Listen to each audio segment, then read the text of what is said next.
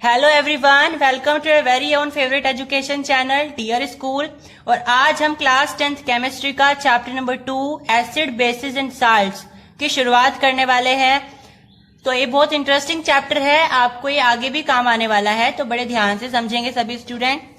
तो acid, base और salt, ये जानने से पहले कि ये होते क्या है, एसिड क्या है, बेस क्या है, साल्ट क्या है, ये जानने से पहले हम कुछ इंपॉर्टेंट चीज जानते हैं जो कि है इंडिकेटर। इंडिकेटर से भी पहले हम ये जान लेते हैं कि कंपाउंड क्या होते हैं, ठीक है। उसके बाद ही आपको ये समझ में आएंगे कि एसिड क्या है, बेस क्या है और साल्ट क्या है, ठीक है। अब कंपाउंड अगर आपको पता करना है तो उसके लिए आपको सबसे स्मॉलेस्ट यूनिट के पास जाना पड़ेगा। आप क्लास 9th बायोलॉजी में पढ़ के आए हो कि आपकी फंडामेंटल यूनिट ऑफ बॉडी होती है सेल, यानी कि आपकी जो पूरी बॉडी है वो छोटे छोटे से ऑर्गेनल्स नहीं बोलेंगे, यूनिट से मिलकर के बनी हुई होती है। उनको हम फंडामेंटल यूनिट बोलते हैं, जो कि सेल होते हैं। उसको फिर आप फर्दर डिवाइड कर सकते हो, उनके ऑर्गेनल्स में माइटोकॉन्ड्रिया होते हैं, आगे बहुत सारे होते हैं, लेकिन जो मेन आपकी फंडामेंटल यूनिट है वो आपकी सेल होती है। इसी तरीके से जो आपकी बॉडी जो आपका नेचर है, या आप हम बोल सकते हैं मैटर है। मैटर क्या होता है? Anything which occupies space and has volume, ठीक है। तो आपका जो मैटर होता है उसके पास भी एक फंडामेंटल यूनिट होती है। आप इसको पढ़ के आए हुए हो प्रीवियस क्लासेस में, जिसको हम बोलते हैं एटम। लेकिन क्या एटम ही बोलते हैं? बिल्कुल भी नहीं, हम उसको मॉलिक्यूल भी बोल सकते हैं। तो क्या मॉलिक्यूल और एटम एक ही चीज है? बिल्कुल भी नहीं, दोनों अलग अलग चीज है। तो ये क्या कंफ्यूजन है, इसको दूर करते हैं सबसे पहले। तो मैटर आपको ध्यान से समझना है कि मैटर आपका प्योर भी हो सकता है, इम्प्योर भी हो सकता है। अगर हम बात करते हैं प्योर मैटर की, तो प्योर मैटर आपका एलिमेंट में डिवाइड होगा और आपका कंपाउंड में डिवाइड होगा, ठीक है। एलिमेंट में आपके सारे एलिमेंट आ जाएंगे, जैसे कि आपका आयरन होता है, आयरन को आप Fe से डिनोट करते हो। जैसे कि आपका फ्लोरीन हो गया, जिसे आप F से डिनोट करते हो। जैसे कि आपका हाइड्रोजन हो गया, जिसे आप H से डिनोट करते हो। हीलियम हो गया, जिसे आप He से डिनोट करते हो। तो ये सारे एलिमेंट है। तो इन एलिमेंट की अगर मैं एक सबसे स्मॉलेस्ट यूनिट लूं, उसको आप बोलोगे इसका एटम। यानी कि एलिमेंट की सबसे स्मॉलेस्ट यूनिट को आप बोल रहे हो एटम। लेकिन वही अगर मैं कंपाउंड लूं, तो कंपाउंड की स्मॉलेस्ट यूनिट को हम बोलते हैं मॉलिक्यूल। तुम बोलोगे कि मॉलिक्यूल तो हमने प्रीवियस क्लासेस में पढ़ा है, मॉलिक्यूल का मतलब होता है ग्रुप ऑफ एटम्स। तो कंपाउंड की स्मॉलेस्ट यूनिट को आप मॉलिक्यूल क्यों बोल रहे हो? क्योंकि ये तो आप फर्दर डिवाइड कर सकते हो एटम्स में। तो ध्यान से समझो। एग्जाम्पल लेते हैं वाटर का। वाटर क्या है? एक कंपाउंड है। कंपाउंड का मतलब क्या होता है? जो एक से ज्यादा एलिमेंट का ग्रुप होता है, यानी कि दो या दो से ज्यादा एलिमेंट का ग्रुप जो होता है मिलकर के जो बनता है वो आपका कंपाउंड होता है। तो वाटर भी क्या है? एक कंपाउंड है। तो वाटर यहाँ पे एक कंपाउंड है जो कि किन किन एलिमेंट से मिलकर के बना हुआ है? हाइड्रोजन और ऑक्सीजन से। तो इसकी जो स्मॉलेस्ट यूनिट होगी मॉलिक्यूल की, तो वो क्या होगी? Molecule of H2O। इसकी जो स्मॉलेस्ट यूनिट होगी वो एक मॉलिक्यूल होगी, और मॉलिक्यूल भी किसका? वाटर का ही मॉलिक्यूल होगा। तुम बोलोगे कि इस वाटर को H में और O में डिवाइड कर सकते हैं, लेकिन बेटा अगर आप इसको H और O में डिवाइड करोगे तो आपका वाटर नहीं बनेगा। वाटर से आपका हाइड्रोजन अलग हो जाएगा, ऑक्सीजन अलग हो जाएगा, तो आपका वाटर नहीं बचेगा। क्योंकि आपको वाटर तभी मिलता है जब आप हाइड्रोजन और ऑक्सीजन को दोनों को आपस में ऐड कर देते हो। तो अगर आप H2O में से आप इसकी और भी स्मॉलेस्ट यूनिट निकालने जाओगे तो आपके पास उस कंपाउंड की स्मॉलेस्ट यूनिट नहीं बनेगी, उस एलिमेंट की बचेगी। तो इसीलिए कंपाउंड की जो स्मॉलेस्ट यूनिट होती है या फंडामेंटल यूनिट होती है उसको आप बोलते हो मॉलिक्यूल। उसको आप बोलते हो मॉलिक्यूल। तो तुम कहोगे कि तुम हमें यहाँ पे ये क्यों पढ़ा रहे हो? तो क्योंकि आपका जो चैप्टर का नाम है एसिड, बेसिस एंड साल्ट्स, ये तीनों ही चीज आपकी क्या है? ये आपकी कंपाउंड है। तो इनकी अगर मैं बात करूं, ये जो आपके पास तीनों दिखाई दे रहे हैं, इनकी स्मॉलेस्ट यूनिट क्या होगी, एटम होगी या मॉलिक्यूल होगी? तो तुम्हारा जवाब होगा कि वो मॉलिक्यूल होगी, क्योंकि ये तीनों क्या है, ये तीनों कंपाउंड है। तो इसका मतलब क्या है, इसका मतलब यह है कि कंपाउंड को आप तीन चीजों में डिवाइड कर सकते हो। एक होता है एसिड, एक होता है बेस और एक होता है साल्ट। इन तीनों को ही हम इस चैप्टर में डिस्कस करने वाले हैं। तो आई होप आपको कंपाउंड समझ में आया और उसके टाइप्स ये हैं, ठीक है। तो बेसिकली हम इस चैप्टर में क्या पढ़ने वाले हैं, कंपाउंड पढ़ने वाले हैं, ठीक है। कंपाउंड पढ़ने वाले हैं, और कंपाउंड हम किसके पढ़ेंगे, एसिड के, बेस के और साल्ट के पढ़ेंगे, ठीक है। ये क्योंकि कंपाउंड के तीन टाइप्स होते हैं। अब मैंने कहा था कि चैप्टर स्टार्ट होने से पहले हम तुम्हें थोड़ी सी बात बताएंगे जो कि होती है इंडिकेटर के बारे में। अब इंडिकेटर क्या है, इंडिकेटर एक ऐसी हम बोल सकते हैं सब्सटेंस होता है जिसकी मदद से हम ये पता करते हैं कि कोई कंपाउंड हमें जो दिया गया है वो एसिड है, वो बेस है या वो साल्ट है, ठीक है। जैसे कि मैंने लिया है litmus paper. Litmus paper Thallophyta नाम की एक डाइवर्स प्लांट की एक डाइवर्सिटी होती है, ठीक है। डाइवर्स एक इसका ग्रुप होता है जिसमें से निकलता है थैलोफाइटा। थैलोफाइटा में से निकलता है आपका लिटमस, ठीक है। ये पर्पल कलर का होता है, लीचन नाम के प्लांट से इसको निकाला जाता है, लीचन नाम के प्लांट से। तो इस लिटमस पेपर को इस्तेमाल किया जाता है ये पता करने के लिए कि कोई सब्सटेंस एसिड है या कोई सब्सटेंस बेस है। अब लिटमस पेपर दो कलर में आते हैं, या तो ब्लू में आएंगे या फिर रेड में आएंगे। अगर लिटमस पेपर ब्लू है तो आप अगर उसके ऊपर कोई सब कंपाउंड डालोगे और वो रेड में कन्वर्ट हो जाएगा, इसका मतलब जो आपने कंपाउंड डाला है वो क्या है, वो एसिड है। और अगर आप ब्लू ही पेपर पर कोई बेस डाल रहे हो तो उसमें कोई चेंज नहीं होगा, वो ब्लू ही रहेगा। लेकिन अगर आप रेड कलर का लिटमस पेपर लेते हो, आप उस पे बेस डाल देते हो, तो वो रेड कलर किसमें चेंज हो जाएगा, वो ब्लू में चेंज हो जाएगा। वही अगर आप इस पे एसिड डालते हो तो वो किसमें चेंज हो जाएगा, वो आपका एज इट इज रहेगा, वो चेंज ही नहीं होगा, ठीक है। तो आपके पास जो ये हम बोलते हैं कि लिटमस होते हैं या ये होते हैं, ये कोई कलर चेंज नहीं करते हैं अगर आप इसमें उसी सब्सटेंस को डालते हो। जैसे कि ब्लू है तो ब्लू पे अगर आप बेस डालोगे तो ब्लू ही रहेगा, और अगर आप एसिड डालोगे तो वो रेड में कन्वर्ट हो जाएगा, ठीक है। तो ये इंडिकेटर होते हैं। अब एक और एग्जांपल समझते हैं, बहुत बढ़िया एग्जांपल है। हल्दी हमारे घर में पाई जाती है, हल्दी के अंदर बहुत ज्यादा अच्छी प्रॉपर्टीज होती हैं, मेडिकल प्रॉपर्टीज होती हैं, ठीक है, एंटी बैक्टीरियल प्रॉपर्टीज होती हैं। हमें हल्दी का सेवन रोज करना चाहिए, ठीक है, थोड़ा थोड़ा सा। तो टर्मरिक यानी हल्दी, तो टर्मरिक भी क्या है, एक आपका इंडिकेटर है। ये कैसा इंडिकेटर होता है, ये नेचुरल इंडिकेटर होता है, इसे हम प्रकृति से लेते हैं। और लिटमस भी क्या है, लिटमस भी एक नेचुरल इंडिकेटर है क्योंकि हम उसे लीचन नाम के प्लांट से लेते हैं। अब टर्मरिक का एग्जांपल समझिए। टर्मरिक वैसे होती तो एसिड है, एसिड नहीं, हम बोलेंगे एसिडिक होती है, ठीक है। जो हल्दी होती है ना उसके अंदर एसिड पाई जाती है, वो एसिडिक होती है। लेकिन अगर आप इस टर्मरिक के अंदर कोई बेस डालोगे तो इसका कलर कैसा हो जाएगा, रेड या ब्राउन हो जाएगा। इसका कलर कैसा हो जाएगा, रेड या ब्राउन हो जाएगा। और अगर मैं इसके अंदर कोई एसिड डालूं तो कैसा कलर होगा, तो नो चेंज। क्यों होगा नो चेंज, क्योंकि ये खुद ही एसिड है। एसिड के अंदर एसिड मिलेगी तो कोई चेंज नहीं होगा, ठीक है।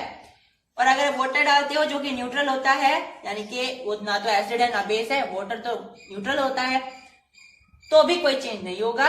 ऐसा ही वो एसिड के साथ बिहेव करेगा, ऐसा ही वो वाटर के साथ बिहेव करेगा।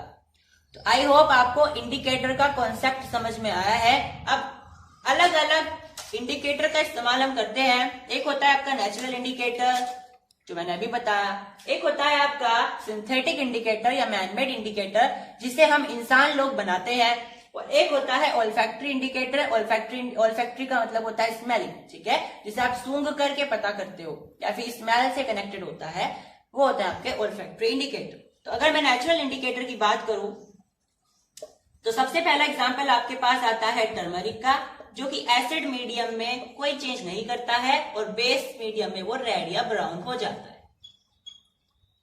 ठीक है। और अगर मैं बात करूं आपका लिटमस पेपर, तो अगर लिटमस पेपर ब्लू है तो वो रेड में चेंज हो जाएगा। ठीक है, ब्लू है, अगर आप उस पर एसिड डालते हो तो रेड में हो जाएगा ना, और अगर रेड है तो अगर आप उस पर बेस डालते हो तो ब्लू में चेंज हो जाएगा। ठीक है, समझ में आई। तो अगर एसिड है तो वो रेड में चेंज हो जाएगा अगर आप ब्लू लेते हो, और बेस है तो आपका ब्लू में चेंज हो जाएगा अगर आप रेड लेते हो। उसके बाद आते हैं आपके पास रेड कैबेज।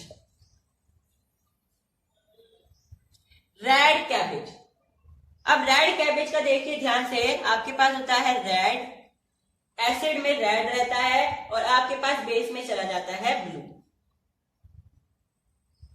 ठीक है, ब्लू। समझ में आई बात इतनी?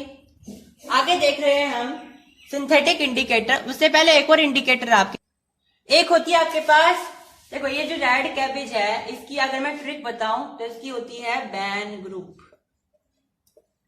ग्रुप को ऐसे लिखते हैं ना व्हाट्सएप लैंग्वेज में, तो बैन ग्रुप यानी कि इस ग्रुप को बैन कर दिया। ठीक है, अब इसका ट्रिक से क्या समझते हैं हम, देखो इसे इससे मिलाना, इसे इससे मिलाना, इसे इससे मिलाना। ठीक है, अगर बेस है, बी मतलब बेस, रेड कैबेज अगर आप यूज कर रहे हो तो अगर बेस आप इसमें डालोगे तो आपके पास कैसा कलर आएगा, ग्रीन कलर आएगा। ठीक है, तो यहाँ पे जो आपका कलर आ जाएगा वो ग्रीन आ जाएगा। समझ आई? अगर आप एसिड लेते हो तो आपका रेड आ जाएगा, यानी कि यहाँ पे जो है ग्रीन आएगा। ठीक है, अगर आप न्यूट्रल लेते हो तो ये पर्पल रह जाएगा। ठीक है, ये आपको ध्यान रखना है। बैन ग्रुप आपकी एक ट्रिक है जिससे आप पता करते हो रेड कैबेज का। ठीक है, वैसे जो मैं अगर रियली में बताऊं तो इसमें इंपॉर्टेंट केवल टर्मरिक और लिटमस ही है। ठीक है, नेचुरल इंडिकेटर। वैसे आगे फिनोल्फेथलीन और मिथाइल ऑरेंज इंपॉर्टेंट है, उसको हम आगे देखेंगे। इसके बाद आपके पास है सिंथेटिक इंडिकेटर। सिंथेटिक इंडिकेटर मतलब जो हमने खुद बनाए हैं, इंसानों के द्वारा बनाए गए हैं। ठीक है, तो सिंथेटिक इंडिकेटर में आपका पहला आता है फिनोल्फेथलीन। तो एसिड में ये रहता है आपका कलरलेस और बेस में रहता है पिंक। ठीक है, और अगर हम बात करते हैं आपके पास यहाँ पे है मिथाइल ऑरेंज। मिथाइल ऑरेंज, तो मिथाइल ऑरेंज एसिड में रहता है रेड और बेस में रहता है येलो। ठीक है, ये आपको ध्यान रखते हैं। उसके बाद आते हैं ओल्फैक्टरी इंडिकेटर। ओल्फैक्टरी इंडिकेटर ध्यान से देखेंगे, ओनियन। अब ध्यान से देखो, अगर आपको ये दिखाई दे रहा है ना कि कोई इंडिकेटर ऐसा है जो एसिड में रह करके कोई चेंज नहीं कर रहा, कोई चेंज नहीं है, जैसे फिनोल्फेथलीन होता भी कलरलेस है, एसिड में भी कलरलेस है, इसका मतलब समझते हो? इसका मतलब यह है कि वो पहले से ही एसिडिक है। समझ में आई? तो अगर कोई इंडिकेटर ऐसा है जो किसी कंपाउंड में यानी बेस या एसिड में से जाकर के अपना कोई चेंज नहीं करता, जैसा वो है ऐसा ही रह रहा है, इसका मतलब है कि वो वही कंपाउंड है जिसमें वो चेंज नहीं ला रहा है। जैसे यहाँ पे फिनोल्फेथलीन होता न्यूट्रल में भी कलरलेस ही है और एसिडिक में भी कलरलेस है। इसका मतलब ये है कि फिनोल्फेथलीन असल मायने में एक एसिड ही है। ठीक है, ऐसे जो क्वेश्चन है वो प्रैक्टिस शीट में पूछे गए थे। ठीक है, 2023 के बोर्ड्स के एग्जामिनेशन से पहले सीबीएसई ने हार्ड क्वेश्चन डाले थे, उसमें इस क्वेश्चन को घुमा फिरा के पूछा गया था। ठीक है, कि अगर कोई इंडिकेटर ऐसा है जो किसी कंपाउंड में चेंज नहीं ला रहा है तो वो कैसा होगा, तो जिस कंपाउंड में चेंज नहीं ला रहा है वो वही होगा। जैसे यहाँ पे एसिड है तो यहाँ पे फिनोल्फेथलीन भी क्या होगा, एसिड। ठीक है, तो ओनियन आपका क्या है, एक ओल्फैक्टरी इंडिकेटर है। तो ये आपका ऐसी स्मेल रहती है इसकी जैसी एसिड जैसी है, एसिड में ऐसी रहेगी, तो रिटेन स्मेल यानी कि जैसी है ऐसी रहेगी। इसका मतलब क्या है, ओनियन भी क्या है, एक एसिड, लेकिन बेस में वो स्मेल गायब हो जाएगी। और अगर आप बात करते हो वेनिला एसेंस की तो वही सेम बात है, रिटेन स्मेल और इसमें हो जाएगी स्मेल गायब। ऐसे ही आपका होता है क्लोव ऑयल। लौंग सुनिए ना, लौंग होता है क्लोव, तो क्लोव ऑयल, उसका तेल निकालते हैं तो रिटेंस स्मेल एंड आपकी स्मेल आनी बंद हो जाएगी अगर आप बेस डालोगे उसके ऊपर। ठीक है, अब आपको समझना है, इसके बाद एक टॉपिक है हमारे यहाँ पे कि कौन कौन से कंपाउंड में एसिड पाई जाती है। अब तुम सोचोगे एसिड तो बता दो क्या है, बेस तो बता दो क्या है, बाद में बता देना क्या है इसमें कौन सी एसिड है, लेकिन ये बेसिक सी चीजें होती है, इनमें से 1-2 नंबर का सवाल आता है। तो हम ये कंप्लीट कर रहे हैं, इसके बाद हम अपना सीरियसली चैप्टर स्टार्ट करने वाले हैं कि एसिड है क्या, किसने कौन सा कॉन्सेप्ट दिया, अर्हेनियस का क्या कॉन्सेप्ट था, और जनरली आज हम किस मायने में बोलते हैं कि एसिड को हम एसिड क्यों बोलते हैं। ठीक है, तो केमिकली क्या है और फिजिकल प्रॉपर्टीज के हिसाब से क्या है। ठीक है, ये हम सारी प्रॉपर्टीज जानने वाले हैं, पर उससे पहले थोड़ा सा जान लीजिए कि कौन से सब्सटेंस में कौन सी एसिड पाई जाती है। तो अगर मैं लूं यहाँ पे विनेगर, तो आपको ध्यान रखना है विनेगर में कौन सी एसिड पाई जाती है, एसिटिक एसिड। उसके बाद है यहाँ पे ऑरेंज या लेमन ले लीजिए, ऑरेंज या लेमन में आपकी पाई जाती है सिट्रिक एसिड, जिसका हमने एक्सपेरिमेंट भी करा था। अगर आपने वो वीडियो नहीं देखी है तो जल्दी से देखिए जा करके, हमने एक्सपेरिमेंट किया हुआ है न्यूट्रलाइजेशन रिएक्शन का, जिसमें हमने सिट्रिक एसिड ली थी। तो सिट्रिक एसिड कहां से निकलती है, मतलब पाई जाती है कहां पर, ऑरेंज और लेमन में। इसका मतलब यह है कि आप ऑरेंज और लेमन में से, इसका मतलब यह है कि ऑरेंज और लेमन में सिट्रिक एसिड पाई जाती है। उसके बाद आपकी आती है पियर्स और एप्पल, पियर्स और एप्पल, इसके अंदर कौन सी एसिड पाई जाती है, मैलिक एसिड पाई जाती है। ठीक है, उसके बाद आपके पास होती है बी या आंट, वेरी इंपॉर्टेंट, ये जरूर पूछा जाता है, बी और आंट में कौन सी एसिड होती है, फॉर्मिक एसिड होती है। उसके बाद योगर्ट और मिल्क, कौन सी होती है, लैक्टिक एसिड होती है। उसके बाद टैमरिंड या ग्रेप्स में टाइट्रिक एसिड होती है। उसके बाद आपका आता है टोमेटो, तो टोमेटो में होती है आपकी ऑक्सैलिक एसिड।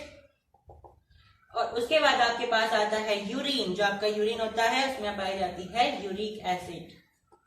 उसके बाद प्रोटीन, प्रोटीन में कौन सी एसिड पाई जाती है, एमिनो एसिड। तो आपने पढ़ा है क्लास 6 से आप पढ़ते आए हो कि प्रोटीन में कौन सी एसिड पाई जाती है, एमिनो एसिड। ठीक है, उसके बाद आपके पास है एस्कोर्बिक, उसके बाद आपके पास होता है सिट्रस फ्रूट। भाई सिट्रस फ्रूट में आपका गवावा आ जाता है, ठीक है, विटामिन सी वाले फ्रूट आ जाते हैं। तो इनमें कौन सी एसिड पाई जाती है, एस्कोर्बिक एसिड। अब जो आपके आंसू होते हैं उनमें कौन सी एसिड पाई जाती है, सियलिक एसिड, SIALIC, सियलिक एसिड। ठीक है, ध्यान रहेगा सब। अब मिथेनोइक एसिड आपकी होती है, देखो नेटल जो आपकी होती है ना, नेटल स्टिंग, उसमें आपकी पाई जाती है मिथेनोइक एसिड। आपका पालक होता है स्पाइनेच, उसके अंदर होता है ऑक्सैलिक एसिड। और टी यानी कि चाय, चाय में कौन सी एसिड होती है, टैनिक एसिड। ठीक है, ये आपको ध्यान रखना है।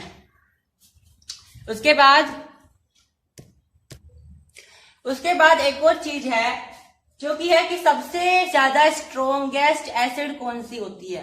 तो सबसे ज्यादा स्ट्रोंगेस्ट एसिड होती है फ्लोरो एंटीमोनिक एसिड, जो कि फिर से मैंने आपको एक्सपेरिमेंट करते हुए बताया था। और इसकी जो पीएच होती है वो -21 या उससे भी कम हो सकती है। ठीक है, तो आपको ये ध्यान रखना है। उसके बाद आपकी होती है सबसे ज्यादा वीक एसिड। तो सबसे ज्यादा जो वीक एसिड होती है आपकी वो होती है हाइड्रोफ्लोरिक एसिड। सबसे ज्यादा स्ट्रॉन्गेस्ट बेस होता है NaOH, मतलब सोडियम हाइड्रोक्साइड। अभी चिंता मत करो, ये है क्या, आपके चैप्टर में आगे आएंगे। ठीक है, अभी मेरा मकसद क्या है, आपको एक एक 2-2 नंबर की चीजें क्लियर करना, फिर अब हम आपको रिलेट करते चलेंगे इनको आगे चैप्टर में। ठीक है, उसके बाद सबसे ज्यादा वीक बेस कौन सा होता है, तो लिथियम हाइड्रोक्साइड। ठीक है, और आपको ये भी समझना है कि सबसे ज्यादा जो यूजफुल एसिड है, यानी सबसे ज्यादा इस्तेमाल करने वाली जो एसिड होती है वो होती है H2SO4। ठीक है, अब ये होता है आपके पास किंग ऑफ एसिड। एक होता है आपके पास king of acid. King of acid क्या होता है? किंग ऑफ एसिड होता है एक्वा रीजिया। एक्वा रीजिया के बारे में हम चैप्टर नंबर 3 में डीपली पढ़ने वाले हैं। इसमें जस्ट आपको ये आइडिया रखना है कि किंग ऑफ एसिड क्या है, एक्वा रीजिया है। एक्वा रीजिया HCl और HNO3 मतलब कि HCl मतलब हाइड्रोक्लोरिक एसिड और HNO3 मतलब नाइट्रिक एसिड, इन दोनों से मिलकर के बनता है। और क्या रेशो रहता है? 3:1। 3:1 का मतलब ये है कि अगर आप 3 बाल्टी HCl की लेते हो तो आपको 1 बाल्टी उसी माप की नाइट्रिक एसिड की लेनी पड़ेगी, तब आपका जाकर के एक्वा रीजिया बनेगा। अब यहाँ बाल्टी नहीं लेनी हमेशा, मैंने एग्जाम्पल दिया है बाल्टी से। ठीक है, तो मैंने आपको बताया एक्वा रीजिया के बारे में बिल्कुल भी टेंशन नहीं लेनी है। चैप्टर नंबर 3 में हम इसको डीपली डिस्कस करने वाले हैं कि एक्वा रीजिया की रिएक्शन कैसी होती है, इसको स्ट्रॉन्गेस्ट तो नहीं लेकिन किंग ऑफ एसिड क्यों कहा जाता है। ये जो सारी चीजें हैं हम चैप्टर नंबर 3 यानी कि मेटल और नॉन मेटल में डिस्कस करेंगे अच्छी तरीके से। अगर हमें ये जानना है कि एसिड क्या है तो हमें क्या जानना पड़ेगा? अर्हेनियस कॉन्सेप्ट ऑफ एसिड्स। ठीक है, तो हम क्या जान रहे हैं? अर्हेनियस कॉन्सेप्ट ऑफ एसिड्स। ये क्या कॉन्सेप्ट है और ये हमें क्या बताता है, हमें ये पता करना है। तो अर्हेनियस कौन थे, क्या थे, ये आपको नहीं ध्यान रखना है, it will be GK question. आपको यहाँ पे ये ध्यान रखना है कि उनका कॉन्सेप्ट क्या था, उन्होंने किस बेसिस पर बताया था कि आखिर एसिड है क्या। ठीक है, तो उनके अनुसार the substance which release H+ ion in the aqueous medium is called Arrhenius concept of acid. मतलब कि ऐसे सब्सटेंस जिसको आप एक्वास मीडियम में डालोगे और वो H+ आयन रिलीज कर दे, इसका मतलब क्या है कि वो पर्टिकुलर सब्सटेंस या वो पर्टिकुलर कंपाउंड आपका एसिड होगा। ठीक है, कोई भी एसिड ले लेते हैं, मान लीजिए मैंने लिया है HCl, मुझे नहीं पता ये एसिड है नहीं, लेकिन जैसे ही मैंने इसे एक्वास मीडियम में डाला, मान लीजिए ये वाटर है, इसमें मैंने इसको डाल दिया, तो इसमें से H+ आयंस मुझे निकलते हुए दिखाई नहीं देंगे, लेकिन हम इसको टेस्ट कर सकते हैं एक्सपेरिमेंट करके। कैसे? इलेक्ट्रोलिसिस का एक्सपेरिमेंट जानते हैं, तो इलेक्ट्रोड लगा सकते हैं, उससे हमें पता चल जाएगा कि इसमें से H+ आयन निकले हैं। ठीक है, आप इस H+ आयन को H3O+ आयन भी बोल सकते हो। ठीक है, क्योंकि देखो पहले ये समझ लीजिए कि जैसे HCl आपकी वाटर में जाएगी या फिर कोई एक्वास मीडियम में जाएगी तो वो आपको H+ आयन रिलीज कर देगी। ठीक है, अब मैंने इसको H3O क्यों बोला? क्या इसको हम बोलते हैं हाइड्रोनियम। ठीक है, इसका जो दूसरा नाम होता है या इसका जो एक्सपेंडेड नाम होता है वो होता है हाइड्रोनियम आयन। अब देखो, जैसे ही H+ आयन रिलीज हुआ है तो एक्वास मीडियम में यानी कि वाटर में, तो एक H एक H2O ये हो जाएगा, तो आपके पास कितना बनेगा? H3O+ बन जाएगा। ठीक है, तो आपके पास टोटल क्या बन जाएगा? H3O+। यानी कि जैसे ही H+ आयन निकलेगा तुरंत इंस्टेंटली आपका H3O+ आयन निकल जाएगा। ठीक है, तो इसका ज्यादा जो करेक्ट आंसर रहने वाला है वो H3O रहेगा, यानी कि आपका हाइड्रोनियम आयन। यानी जब भी कोई सब्सटेंस आप किसी वाटर में या फिर किसी एक्वास सॉल्यूशन में डालते हो और अगर वो H+ आयन रिलीज कर देता है, इसका मतलब क्या है? वो आपका एसिड है। ठीक है, और अगर कोई एसिड ऐसी होती है देखो जो बहुत कम पार्टिकल रिलीज करे और कुछ एसिड ऐसे होते हैं जो बहुत ज्यादा पार्टिकल रिलीज करते हैं। कौन से पार्टिकल? H+। तो अगर कोई एसिड ऐसी है जो बहुत ज्यादा पार्टिकल रिलीज कर रही है, इसका मतलब वो स्ट्रॉन्ग एसिड है। और अगर इसका उल्टा है, यानी कोई ऐसी एसिड जो बहुत कम पार्टिकल रिलीज करेगी या H+ आयन बहुत कम रिलीज करेगी, इसका मतलब क्या है कि वो एक वीक एसिड है। ठीक है, तो आपको ये ध्यान रखना है। तो वैसे तो हमारी 2 तरह की एसिड होती है, या तो वो स्ट्रॉन्ग एसिड होगी या वो वीक एसिड होगी। लेकिन इसके अलावा भी हमारे पास एसिड्स के टाइप होते हैं। किस बेसिस पर होते हैं, यहाँ पे देखिए जरा ध्यान से। मेरे पास है एक HCl, ये भी एक एसिड है। एक होती है H2SO4, ये भी एक एसिड है। और एक होती है H3PO4, ये भी एक एसिड है। आप इन तीनों में क्या डिफरेंस देख पा रहे हो कि यहाँ पे H कितने हैं, 1 एटम है, यहाँ पे H 2 है और यहाँ पे H 3 है। तो इस बेसिस पर आपके एसिड के 3 टाइप होते हैं। जिसके पास H के यानी हाइड्रोजन के एक एटम है उसको आप बोलोगे मोनोबेसिक एसिड। मोनो मतलब एक और बेसिक आप लगा देते हो है एसिड, ठीक है। ऐसे यहाँ पे आप बोलोगे फिर डाइबेसिक एसिड, और यहाँ पे क्या बोलोगे ट्राइबेसिक एसिड, ठीक है। आपकी समझ में आया ये? इस तरीके से हमने क्लासिफाई करा है एसिड्स को मोनोबेसिक, डाइबेसिक और ट्राइबेसिक में। हमारे पास एसिड के 2 टाइप्स होते हैं, एक होता है स्ट्रोंग एसिड, एक होता है वीक एसिड। स्ट्रोंग एसिड कौन से एसिड होते हैं? वो एसिड जो कि एक्वास सॉल्यूशन में कंप्लीटली आयोनाइज हो जाते हैं और maximum number of hydrogen atoms या हाइड्रोजन आयंस रिलीज करते हैं, ठीक है। यानी ऐसे एसिड जिसे आप एक्वास सॉल्यूशन में डालोगे और वो maximum number of H+ ion आपको रिलीज करके देते हैं, ठीक है। ये आयन है क्योंकि ये एक चार्ज पार्टिकल है, ठीक है। और अगर मैं कहूँ वीक एसिड तो सिंपल उल्टा हो जाएगी डेफिनेशन, जिसमें आपके minimum amount of H+ ion निकलेंगे। एग्जाम्पल्स क्या है? स्ट्रॉन्ग एसिड के आपके एग्जाम्पल ध्यान रख रहे हैं 3 आपके क्लास 10 के हिसाब से, HCl, H2SO4 और HNO3। ये 3 ही एसिड आपको ध्यान रखने हैं जो स्ट्रॉन्ग एसिड है क्लास 10 के हिसाब से। बाकी के जो भी एसिड होंगे वो वीक एसिड होंगे, आपको जस्ट समझ जाना है। वीक एसिड के एग्जाम्पल्स क्या क्या रहेंगे? आपके पास रहेगा इथेनोइक एसिड CH3COH, आपके पास रहेगा लैक्टिक एसिड और टाइट्रिक एसिड, सिट्रिक एसिड, ठीक है। ये सारे एसिड जो हैं आपके पास होते हैं। अब इनके अलावा भी आपके पास एसिड के 2 टाइप और होते हैं, ठीक है। तो देखो ये 3 टर्म्स हैं एसिड के। हमने क्लासिफिकेशन एक तो हमने करे बेसिक के रूप में, यानी कि वो ट्राई बेसिक है, मोनोबेसिक है, डाइबेसिक है, ठीक है। फिर हमने पढ़ा कि स्ट्रॉन्ग एसिड है, वीक एसिड है। अब हम पढ़ने वाले हैं क्वांटिटी के हिसाब से कि उसके अंदर वाटर कितना है एसिड के अंदर, ठीक है। तो एक होता है कंसेंट्रेटेड और एक होता है डिल्यूट, ठीक है। एक होता है कंसेंट्रेटेड एसिड, एक होता है डिल्यूट एसिड। कंसेंट्रेटेड एसिड वो एसिड होते हैं जिसमें minimum possible amount of water होता है, यानी कि कम से कम पानी आप उसमें डालते हो। और कम से कम हमने क्यों वर्ड यूज किया? क्योंकि अगर आप उसमें ज्यादा डाल दोगे तो उसको एसिड नहीं रहेगा, तो आपको मिनिमम अमाउंट ऑफ वाटर तो डालना ही है।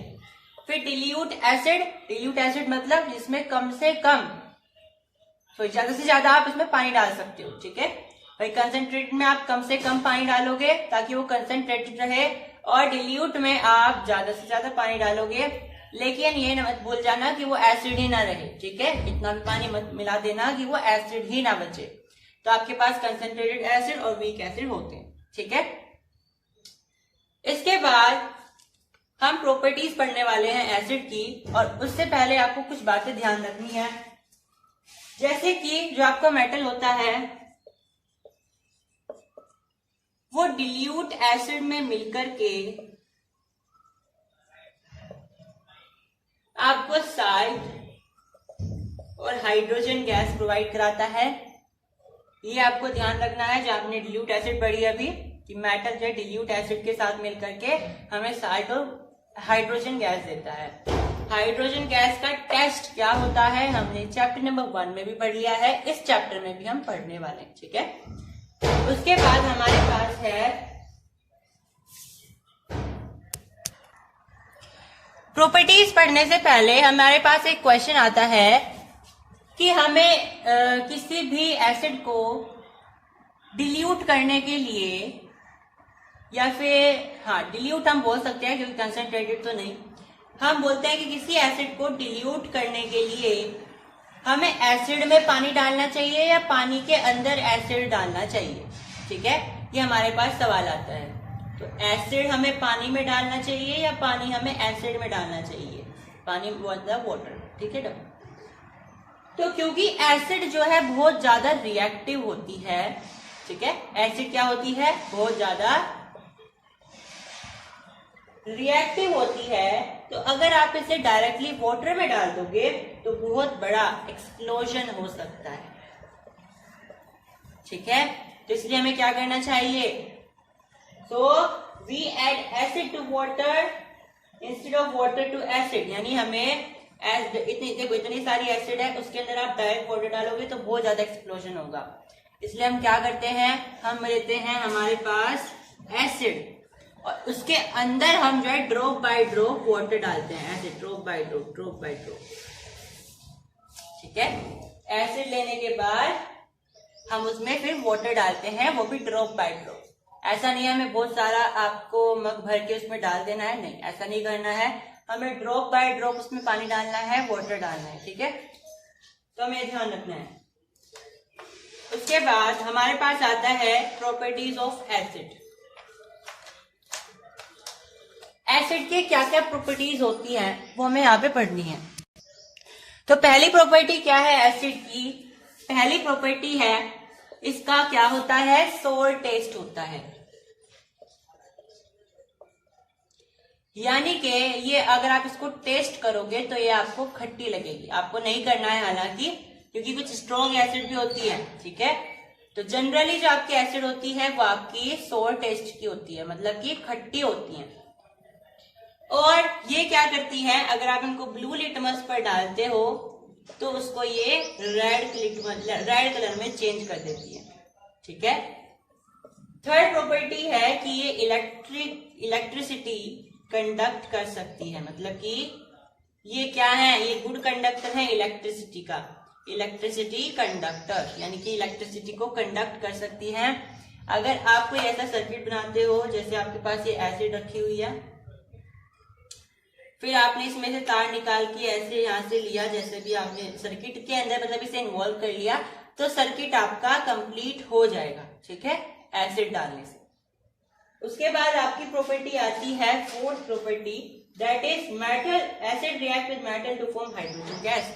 मतलब कि अगर आप मेटल में एसिड डाल देते, जैसे मैंने अभी बताया था, तो आपके पास साल्ट बनता है और हाइड्रोजन गैस बनती है, जो मैंने अभी एग्जाम्पल दिया था। एक और एग्जाम्पल आप देख सकते हो, जैसे Zn हो गया और आपके पास हो गया H2SO4, तो आपके पास क्या बन जाएगा? ZnSO4। यहाँ पे क्या हुआ है? डिस्प्लेसमेंट रिएक्शन, फर्स्ट चैप्टर में हमने पढ़ा था।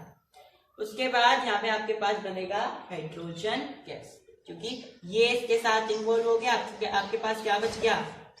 हाइड्रोजन गैस बच गई। ठीक है, यहाँ तक समझ में आए? उसके बाद आपके पास फोर्थ प्रॉपर्टी होती है, सॉरी फोर्थ तो हमने पढ़ ली है, फिफ्थ प्रॉपर्टी देखेंगे। फिफ्थ प्रॉपर्टी होती है एसिड में अगर आप मेटल कार्बोनेट डालते हो या मेटल हाइड्रोजन कार्बोनेट डालते हो तो आपके पास क्या क्या बनता है। ठीक है, यानी एसिड में अगर आप मेटल कार्बोनेट डालते हो, मेटल बाइकार्बोनेट डालते हो, या मेटल बाइकार्बोनेट का दूसरा नाम क्या होता है? मेटल हाइड्रोजन कार्बोनेट डालते हो, तो आपको क्या मिलता है? तो आपको मिलेगा साल्ट, कार्बन डाइऑक्साइड और वाटर। एग्जाम्पल समझते हैं। HCl मैंने ले ली कोई एसिड और मेटल कार्बोनेट में मैंने ले लिया है Na2CO3। ठीक है, यहाँ पे मुझे क्या मिलने वाला है? साल्ट क्या मिलेगा मुझे? NaCl मिल जाएगा, Na और यहाँ से Cl। ठीक है, फिर प्लस ये तो मुझे पता ही है, कार्बन डाइऑक्साइड मिलेगी और वाटर मिल जाएगा। तो ये प्रॉपर्टीज ध्यान रखने से ना आपकी रिएक्शंस जो बनेगी, नई रिएक्शंस जो आती है आपके पास, वो बड़ी आसान हो जाती हैं। अगर वो बोलते हैं आपको कि हमें एसिड को, कोई भी एसिड बता देगा, वो आपको कहेगा कि इसे किसी मेटल कार्बोनेट में मिलाओगे तो आपको क्या क्या मिलेगा। ठीक है, तो आपको ध्यान रखना है साल्ट तो बनेगा, बस साल्ट में आपको दिमाग लगाना पड़ेगा कि Na है तो यहाँ Cl है तो NaCl बन जाएगा, ठीक है। बाकी आपको फिर दिमाग लगाना नहीं है क्योंकि CO2 एज इट इज आ जाएगा और वाटर भी एज इट इज आ गया, ठीक है। इस तरीके से आपको यहाँ पे ध्यान रखते हुए चलना है। उसके बाद आपकी जो 6th प्रॉपर्टी होती है वो देखते हैं। अब अगली जनरल सी प्रॉपर्टी है जो हमने फर्स्ट चैप्टर में भी पढ़ी है, उसके लिए बकायदा हमने एक्सपेरिमेंट भी करा है, ठीक है। वो क्या होती है कि आप एसिड को किसी बेस में मिला दो तो आपके पास क्या बनता है, आपके पास साल्ट बनेगा और वाटर बनेगा, ठीक है। एग्जाम्पल से समझे, एग्जाम्पल समझते हैं। HCl ले लिया मैंने, NaOH ले लिया, आपको क्या बन के देगा, ये साल्ट देगा NaCl और ये H है ये OH है तो H प्लस OH कितना हो जाएगा, H2O, H2O हो जाएगा H और O बचेगा तो H2O यानी H2O। तो फिर से वही बात है, आपको दिमाग केवल साल्ट में लगाना है, ये आपका एज इट इज रहेगा, ठीक है। उसके बाद आपकी 7th प्रॉपर्टी आती है कि अगर एसिड को आप मेटल ऑक्साइड में मिला देते हो, ठीक है। यहाँ मैंने कोई एसिड ले ली है और उसकी रिएक्शन मैंने किसी मेटल ऑक्साइड से कर दी है। अब मेटल ऑक्साइड क्या होता है कि आपके पास कोई भी मेटल है, ठीक है, आपके पास कोई भी मेटल है, आप उसकी रिएक्शन किसी ऑक्सीजन से कर देते हो तो आपकी क्या बन जाएगी, मेटल ऑक्साइड बन जाएगी। जैसे कि हमने फर्स्ट चैप्टर में लास्ट में देखा था, कॉपर को जब आप जलाते हो, बर्न करते हो तो ऑक्सीजन से रिएक्ट करता है, आपको CuO बना करके देता है, ये होता है आपका कॉपर ऑक्साइड। तो ये कॉपर क्या है, मेटल है, तो ये आ जाएगा आपका मेटल ऑक्साइड। तो इस तरीके से है एसिड जो आपकी मेटल ऑक्साइड से रिएक्ट करेगी तो आपको क्या बना करके देने वाली है, आपको ये बना करके देगी साल्ट और साथ में वाटर, यानी कि सेम वही आपको रिजल्ट मिलने वाला है जो आप बेस से मिला करके करते हो। क्योंकि आप 3rd चैप्टर में ये पढ़ने वाले हो कि मेटल ऑक्साइड क्या होती है, बेसिक होती है नेचर में, बेसिक इन नेचर, तो ये ऐसा ही बिहेव करेगी जैसा आपका बेस करते हैं। अगर मैं इसका एग्जांपल लूं CuO प्लस HCl यानी एसिड ले लिया तो आपको क्या बना करके देने वाला है, CuCl2 साल्ट हो गया और आपके पास वाटर, ठीक है। आप इसको बैलेंस कर सकते हो। उसके बाद अब देखो यहाँ पे आपको कलर भी पूछे जाते हैं, ये जो आपका होता है कैसे कलर का होता है, आपका ब्लू ग्रीन कलर का होता है, क्लियर। चल उसके बाद लास्ट प्रॉपर्टी आपकी है इसमें कि एसिड का कैसा नेचर होता है, acids are corrosive in nature. हालांकि सारे नहीं होते पर कुछ स्ट्रॉन्ग एसिड जो होते हैं वो आपके बड़े कोरोसिव होते हैं, आप उसको अपनी स्किन पर डालोगे आपकी स्किन जला देंगे, ठीक है। जैसे HCl हो गया, एसिड अटैक होता है ना, उसमें ये सारी एसिड यूज करते हैं, है ना। अभी बैन कर दी थी ये पब्लिकली, ठीक है। पहले इतनी सस्ती मिलती थी, जैसे आजकल कोल्ड ड्रिंक की बोतल मिलती है ना 10-10, 20-20 वाली, उससे भी सस्ती मिलती थी ये पहले, तो अब इनको बैन कर दिया है। और इसलिए जो लोग थे पहले वो एसिड अटैक करते थे लड़कियों पर, ठीक है, तो इसलिए इनको बंद कर दिया गया था पब्लिकली। हालांकि लेबोरेटरीज में या फिर बड़े बड़े जो आपके लैब्स होते हैं, गवर्नमेंट लेबोरेटरीज होती है, उनमें तो ये है ही, ठीक है, क्योंकि इनके बहुत सारे यूजेस भी होते हैं। अब कुछ हमें इंपॉर्टेंट बातें जाननी है एसिड से रिलेटेड। हमें ये पता करना है कि सारी एसिड में कॉमन चीज क्या है, ठीक है, सारी एसिड में कॉमन चीज क्या है। तो हमने कॉमन चीज ये देखी सारी एसिड में कि आप जैसे ही उनको किसी एक्वास सोल्यूशन में मिलाते हो तो आपको क्या देती है, आपको H प्लस आयन निकाल करके देती है, H प्लस आयन रिलीज करके देती है। समझ में आई बात इतनी।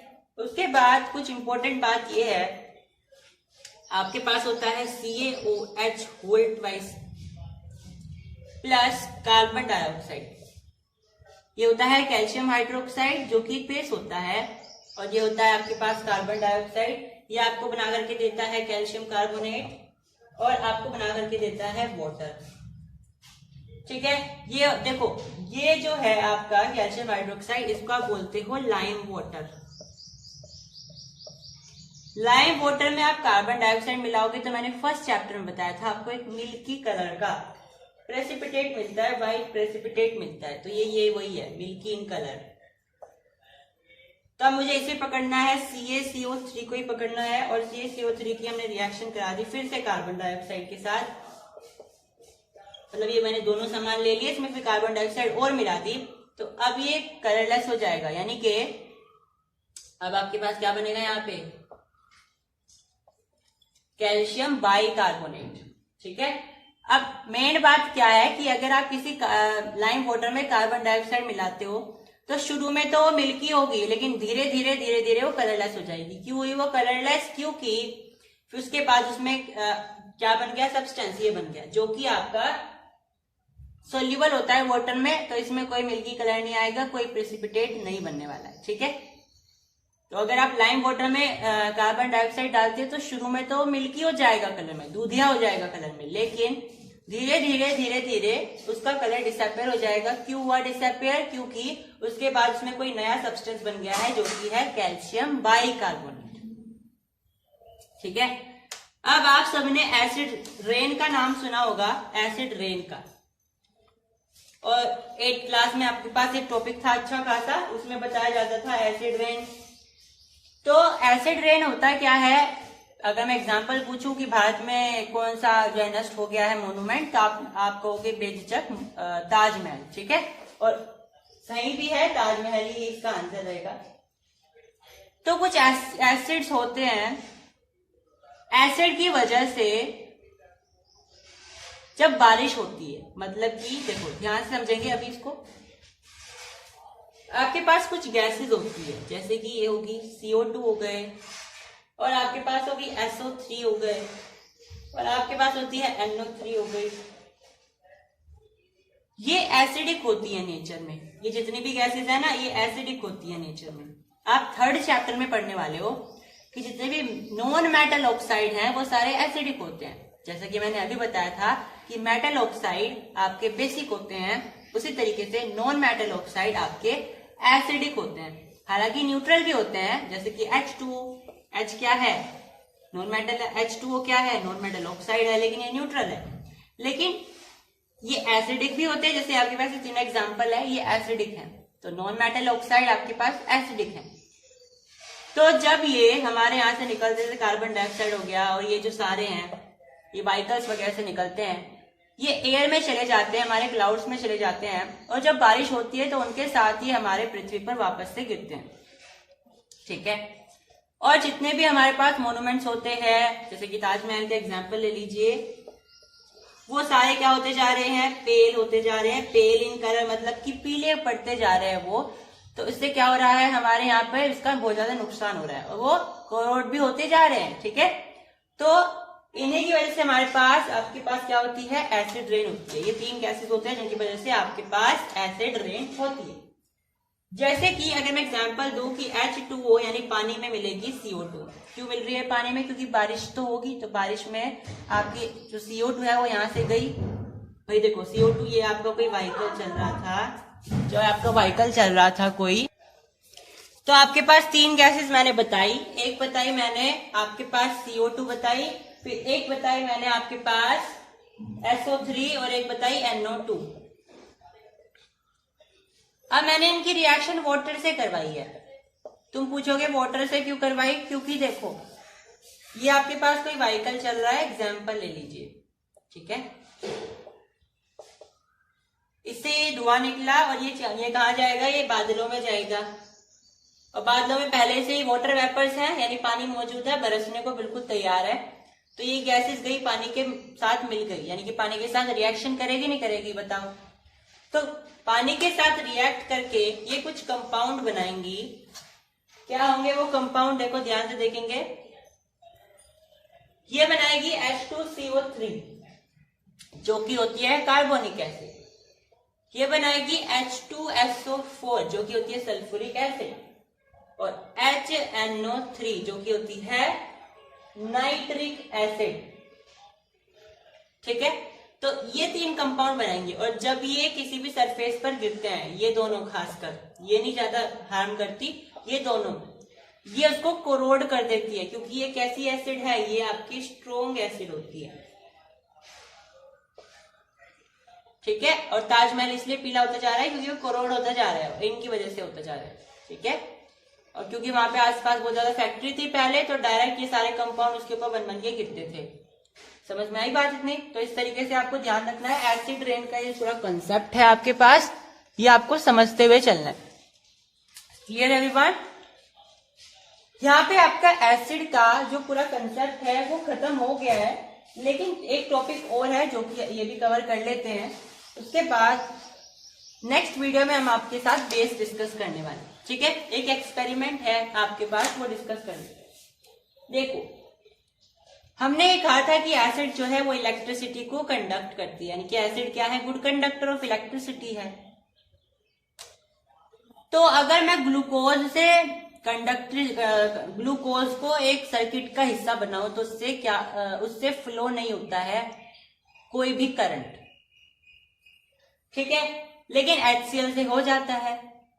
तो यहाँ आपके पास सिंपल सा एक्सपेरिमेंट है, इस तरीके से आपको ध्यान रखना है। ये आपके पास यहाँ पे 2 नेल रहेंगी और आपको इससे कनेक्ट करना है अपना सर्किट, और इस तरीके से यहाँ पे आपका बल्ब ग्लो हो जाएगा अगर आप HCl लेते हो। यहाँ पे अगर आप यहाँ पे ग्लूकोज का वाटर लेते हो तो नहीं हो पाएगा। क्यों नहीं होता ग्लूकोज से? क्योंकि ग्लूकोज से क्या होता है, ग्लूकोज C2C6 है ना, इतना C6H12O6 ये होता है ग्लूकोज।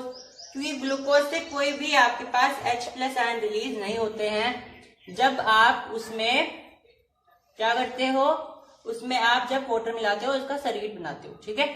तो आपको एक बात ध्यान रखनी है कि वाटर में जब आप कोई एसिड मिलाते हो और उसका सर्किट बनाते हो तो आपकी इलेक्ट्रिसिटी फ्लो हो जाएगी, नहीं तो ग्लूकोज वगैरह अल्कोहल वगैरह में नहीं हो पाएगी, ठीक है। ये आपके पास सवाल पूछे जाते हैं, इसलिए आपको ये ध्यान भी रखना है। तो यहाँ पे हमारा जो कॉन्सेप्ट था वो एसिड्स का वो खत्म हो गया है। बाकी इसका इसका कंक्लूजन देख लीजिए। ये जो हमने एक्सपेरिमेंट कराया कि acids show acidic behaviour in the presence of water, कि एसिड्स वाटर की प्रेजेंस में ही अपना एसिडिक बिहेवियर शो करते हैं, उससे पहले नहीं करेंगे, ठीक है। ये आपको ध्यान रखना है। इसका एग्जांपल देखो, देख लीजिए दोबारा से।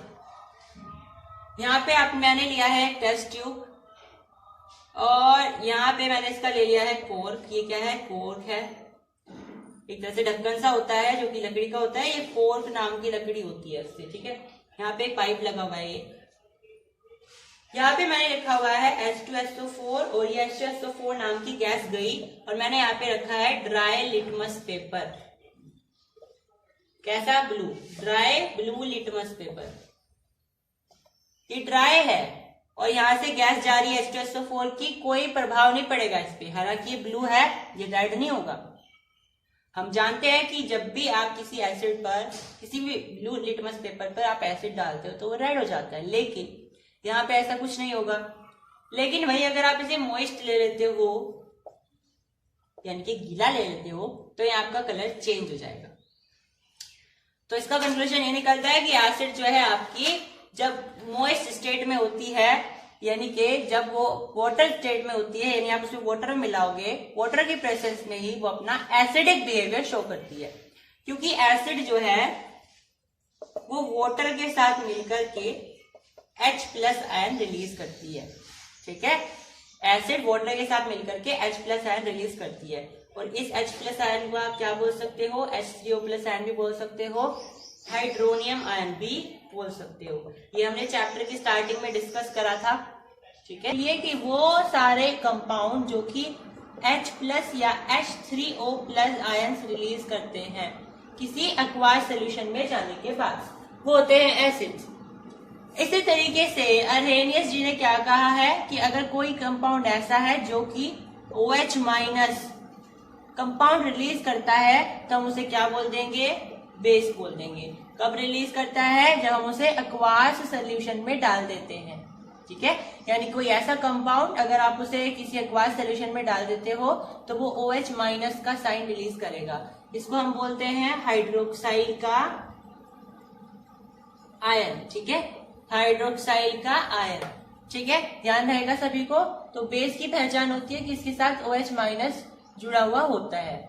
तो तुम बोलोगे कि अल्कोहल भी आपका बेस है, ठीक है, लेकिन ऐसा नहीं है, ठीक है। जैसे कि अगर मैं यहाँ पे बात करूँ इथेनोइक एसिड की, तो CH3COH, तुम कहोगे इसमें भी OH जुड़ा है, लेकिन इसका जो पूरा फंक्शन होता है वो COH होता है। समझ में आई बात? तो ये बेस नहीं है। Clear everyone? और एक फैक्ट की बात बताऊं, आपने देखा होगा जो इनो आता है, इनो आता है, इनो में होता तो एसिड को भगाने के लिए है ना, हमारे अंदर जो एसिडिटी आ जाती है उसको कम करने के लिए, लेकिन उसके ऊपर नींबू बना रहता है कि भाई नींबू फ्लेवर या फिर ऐसा फ्लेवर है ना, देखा है सभी ने। तो तुम कहोगे कि ये तो अगर ये एसिडिटी को कम करने के लिए है तो इसका मतलब तो ये बेस है। तुम कहोगे, हम कहेंगे बिल्कुल सही, बेस है। तो फिर तुम्हारा सवाल होना चाहिए तो इसमें इन्होंने नींबू क्या डाला हुआ है? नींबू तो एक सिट्रिक एसिड देगा या फिर कोई और एसिड देगा, सिट्रिक एसिड देता है जनरली, तो ये तो एसिड दे रहा है, तो ये एसिड का मतलब क्या है? तो ध्यान से समझो, ऐसा बिल्कुल भी नहीं है कि अगर कोई एक बेस है तो उसके अंदर कोई एसिड के मॉलिक्यूल्स नहीं होंगे। हमेशा ध्यान रखना, अगर आपके पास कोई कंपाउंड हम बोल रहे हैं कि वो बेस है, इस चीज का मतलब ये नहीं होता है कि उसके अंदर केवल और केवल OH माइनस के आयन है। इसका मतलब ये होता है कि उसके अंदर OH माइनस के आयन ज्यादा क्वांटिटी में है in comparison to H plus ion, तब वो बेस होगा। यानी कि हर बेस में आपको दोनों तरह के आयन मिलते हैं, लेकिन जिसमें जो ज्यादा एक्टिव और ज्यादा अमाउंट में होते हैं उसको आप उसके हिसाब से देते हो नाम। अगर कोई कंपाउंड ऐसा है जिसमें H प्लस ज्यादा है in comparison to OH minus, तो आप उसे एसिड कह देते हो।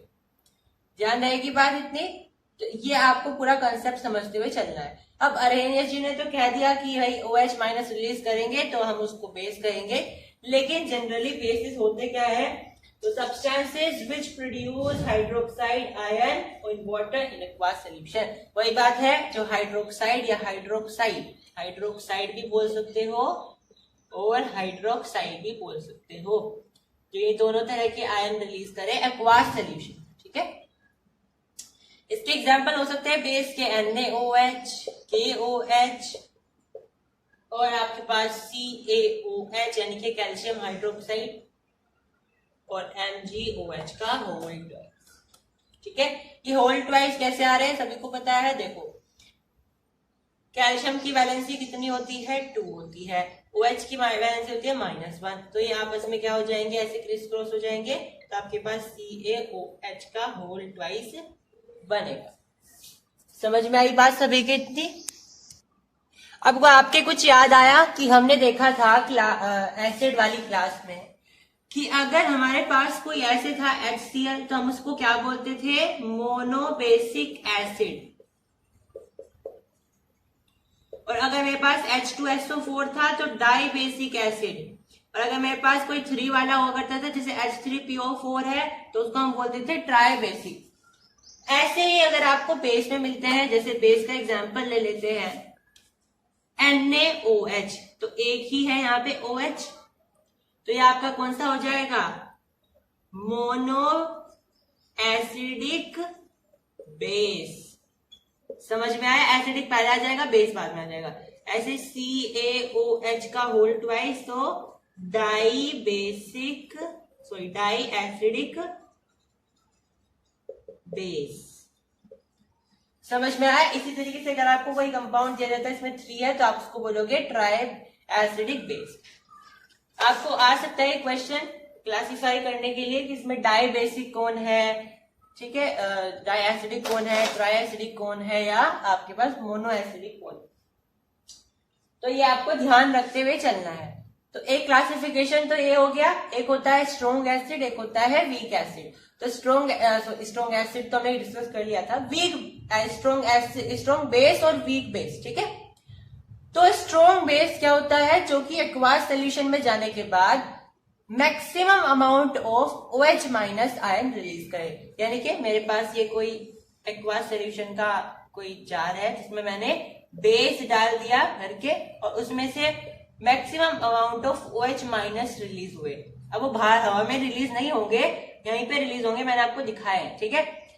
तो अगर ऐसा हो रहा है मैक्सिमम अमाउंट में तो आप बोलोगे कि वो स्ट्रॉन्ग बेस है, और अगर ऐसा मिनिमम अमाउंट में हो रहा है तो आप बोलोगे कि वो वीक बेस है। अब मिनिमम क्यों बोला, तुम कह सकते थे हो ही ना, तो भैया वो बेस ही नहीं होगा फिर तो, है ना। तो इसलिए कहेंगे हम मिनिमम अमाउंट, यानी कि कम से कम अमाउंट में तो हो ही, है ना, तभी आप बोलोगे।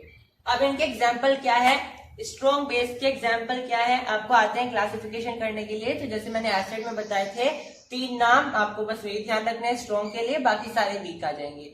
इसी तरीके से आपको ध्यान रखने हैं, हम बोलते हैं कि स्ट्रॉन्ग बेस में, और बाकी सारे आ जाएंगे वीक बेस में, ठीक है। ठीक है, आपको ध्यान रखना है स्ट्रॉन्ग बेस कौन होते हैं, NaOH होते हैं और KOH होते हैं, बस। अगर आप ध्यान रखो वीक बेस तो आपको ध्यान रखना है ये KOH2 और MgOH। समझ में आई बात इतनी, एग्जाम्पल्स आपको समझ में आए। अब डिल्यूटेड बेस होता है एक होता है कंसंट्रेटेड बेस। कंसंट्रेटेड मतलब जिसके अंदर कम से कम अमाउंट ऑफ वाटर हो, ठीक है। इसमें ज्यादा से ज्यादा आपके पास वाटर कम से कम वाटर पाया जाए तो आप बोलोगे कि वो कंसंट्रेटेड बेस है, और ज्यादा से ज्यादा पाया जाए तो आप बोलोगे डिल्यूटेड बेस है। सिंपल सी बात है। अब इनके अलावा आपके पास कुछ और भी आपके पास टाइप्स होते हैं, लेकिन हम उनको इसलिए नहीं अलग से बढ़ाते क्योंकि वो उन्हीं में कवर हो चुके हैं ऑलमोस्ट, ठीक है। एक होता है आपके पास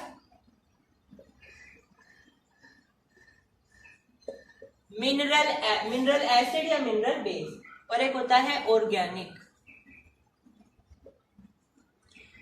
सिंपल सी बात यह है कि अगर आपके पास कोई एसिड या कोई बेस किसी मिनरल से निकल करके आया है तो आप बोलोगे कि वो मिनरल एसिड या मिनरल बेस है। और जनरली जो मिनरल एसिड या मिनरल बेस होते हैं वो स्ट्रोंग होते हैं, ठीक है। जैसे कि नाइट्रिक एसिड है।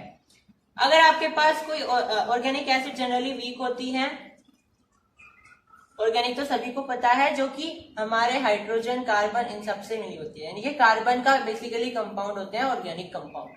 तो ऑर्गेनिक अगर आपके पास कोई बेस है एसिड है तो हम बोलेंगे कि वो वीक है। समझ में आई बात, क्लियर एवरीवन। चलो अब आपके पास प्रॉपर्टीज देख रहे हैं हम हमारे यहाँ पे बेस की, ठीक है। एसिड की हमने देखी थी, इसी तरीके से बेस की देखने वाले हैं कुछ प्रॉपर्टीज। सबसे पहली प्रॉपर्टी होती है कि बेस का बिटर टेस्ट होता है, यानी कि बेस को अगर आप टेस्ट करोगे तो वो कड़वे दिखाई देंगे। अब इसका मतलब ये नहीं है कि आप टेस्ट करके देखोगे, बिल्कुल भी नहीं, ठीक है। अगर आपको पता करना है कि बेस है भी तो आप क्या कर सकते हो, इंडिकेटर यूज कर सकते हो। इसलिए मैंने आपको स्टार्टिंग में बता दिए थे, क्योंकि कुछ बच्चे होते हैं जो टेस्ट करके देखेंगे, है ना। तो इसलिए मैंने शुरू में बता दिए थे, तो मेरा कारण समझ में आया शुरू में बताने का, इंडिकेटर। तो आपको ध्यान रखना है कि बेस का क्या सा टेस्ट होता है, बीटर टेस्ट होता है, बीटर टेस्ट होता है। और अगर आप इनको टच करके देखोगे तो आपको ये ऐसा लगेगा जैसे साबुन को टच कर रहे हो, सोपी टू टच। समझ में आई बात, आपको ऐसा दिखाई देगा जैसे आपने किसी साबुन को छू लिया हो, ऐसे ऐसे होगा, आपको सोपी सोपी सा लगेगा। समझ में आई बात। अगर आप इसको रेड लिटमस पर डालते हो तो आपका कलर चेंज हो जाता है रेड से ब्लू में, ब्लू लिटमस। और अगर ब्लू पर डालते हो तो एज इट इज कलर रहेगा ब्लू ही, ठीक है।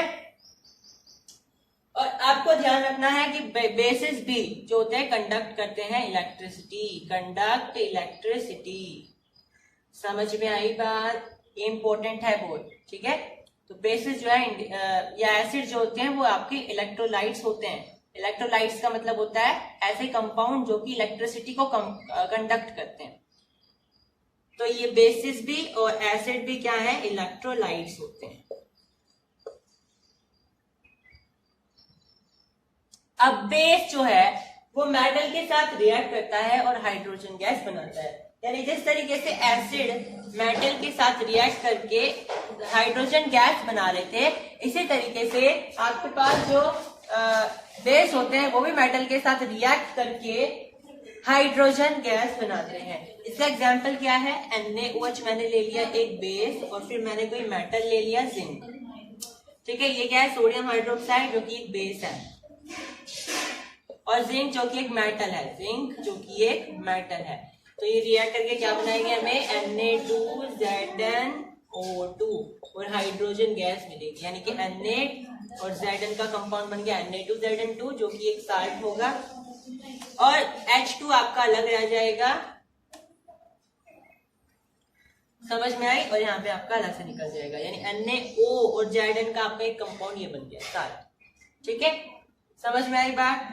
आप अगली प्रॉपर्टी क्या कहती है कि अगर आप एसिड को बेस को एसिड के साथ रिएक्ट कराते हो, यानी कि बेस को अगर आप एसिड के साथ रिएक्ट कराते हो तो आपको साल्ट मिलेगा और आपको वाटर मिलेगा, ठीक है। इस तरीके से एसिड जो बेस के साथ रिएक्ट कर रहा था, एक ही बात है अगर आप बेस को एसिड के साथ कराओ या एसिड को बेस के साथ।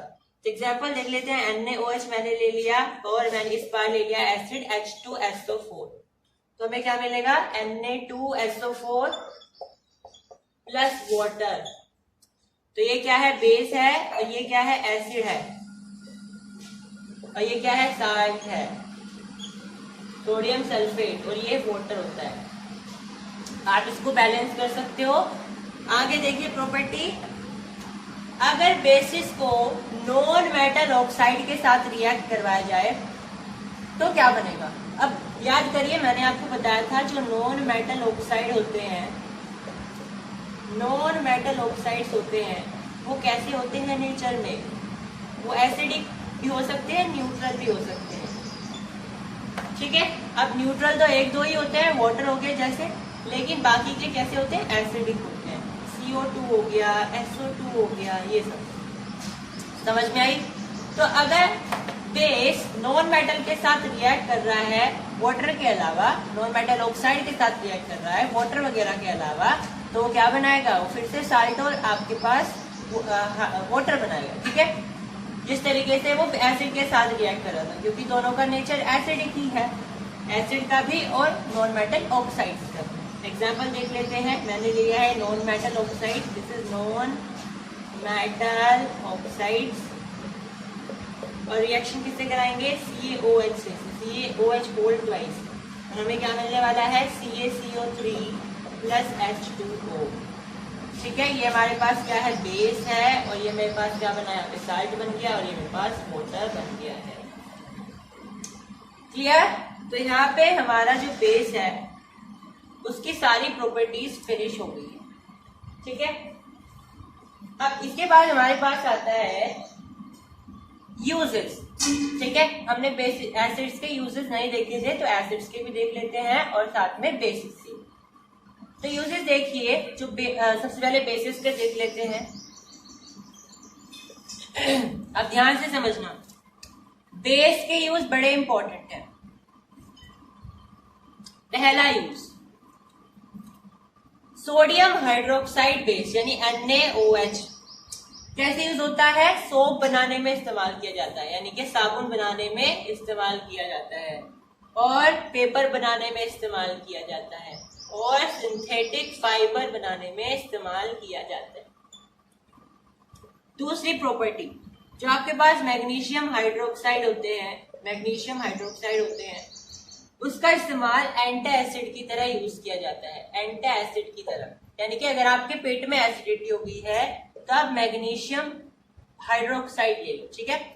जो आपके पास एसिडिटी की दवाई आती है पीने की जो होती है, उसके ऊपर लिखा रहता है मिल्क ऑफ मैग्नीशिया, तो यही होता है, ठीक है।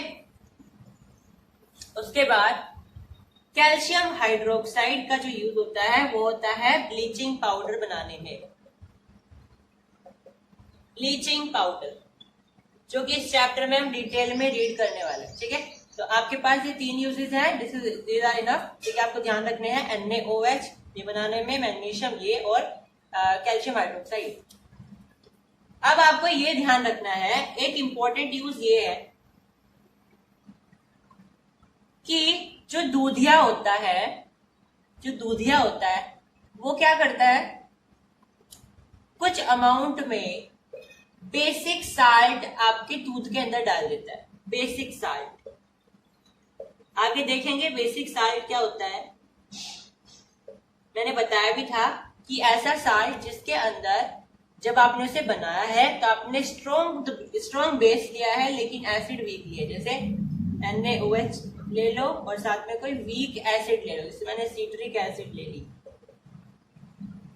ठीक है, एसिड, या फिर इथेनोइक एसिड ले ली, ठीक है, तो सोडियम इथेनॉइड बन जाएगा। अब मेन बात क्या है बेसिक साल्ट जो होता है वो बेसिक इन नेचर होगा, यानी कि कुछ अमाउंट में इसमें बेस होगा, तो वो क्या करता है इसे मिल्क में डाल देता है, दूधिया यानी कि मिल्क में। ये जो बेसिक साल्ट होता है ये ह्यूमन एडिबल होता है, मतलब हम इसे खा सकते हैं, ऐसा साल्ट होता है, ठीक है, तो ये इसके अंदर डाल देता है। बेकिंग सोडा पता है, बेकिंग सोडा वो, ठीक है, उसको डालते हैं बेकिंग सोडा। अब ये क्यों डाल रहा है, क्योंकि उसे पता है जैसे जैसे गर्मी बढ़ेगी तो दूध में क्या होगा, दूध में लैक्टिक एसिड की अमाउंट बढ़ने लगेगी और दूध कैसा हो जाएगा, दही बन जाएगा। तो दही क्या होती है, दही एसिडिक होती है, मतलब कि लैक्टिक एसिड की ज्यादा अमाउंट बढ़ जाएगी। तो उसने कहा मैं पहले से इसमें क्या डाल दूं, इसमें पहले से ही मैं बेस डाल दूं। बेस का मतलब है बेसिक साल्ट डाल दूं, जिससे वो लेट में दही बने, यानी कि देरी से दही बने, पहले दही ना बने, और उसका जो दूध है वो ज्यादा समय तक चले और बिक सके, ठीक है। पता चला सुबह वो दूध लेकर के गया और रास्ते में जो है दही बन गई उसकी, तो इससे बचाव करने के लिए वो क्या करता है, उसमें पहले से ही बेकिंग सोडा डाल देता है, ताकि उसका जो दूध है वो लंबे समय तक चले और उसका जो दूध है वो प्रॉपर दामों में बिक सके, ठीक है, वेस्ट ना हो। समझ में आई? तो ये आपको यूजेस ध्यान रखने हैं। उसके बाद आपके पास कुछ यूजेस आते हैं एसिड्स के। एसिड की यूज देख लेते हैं।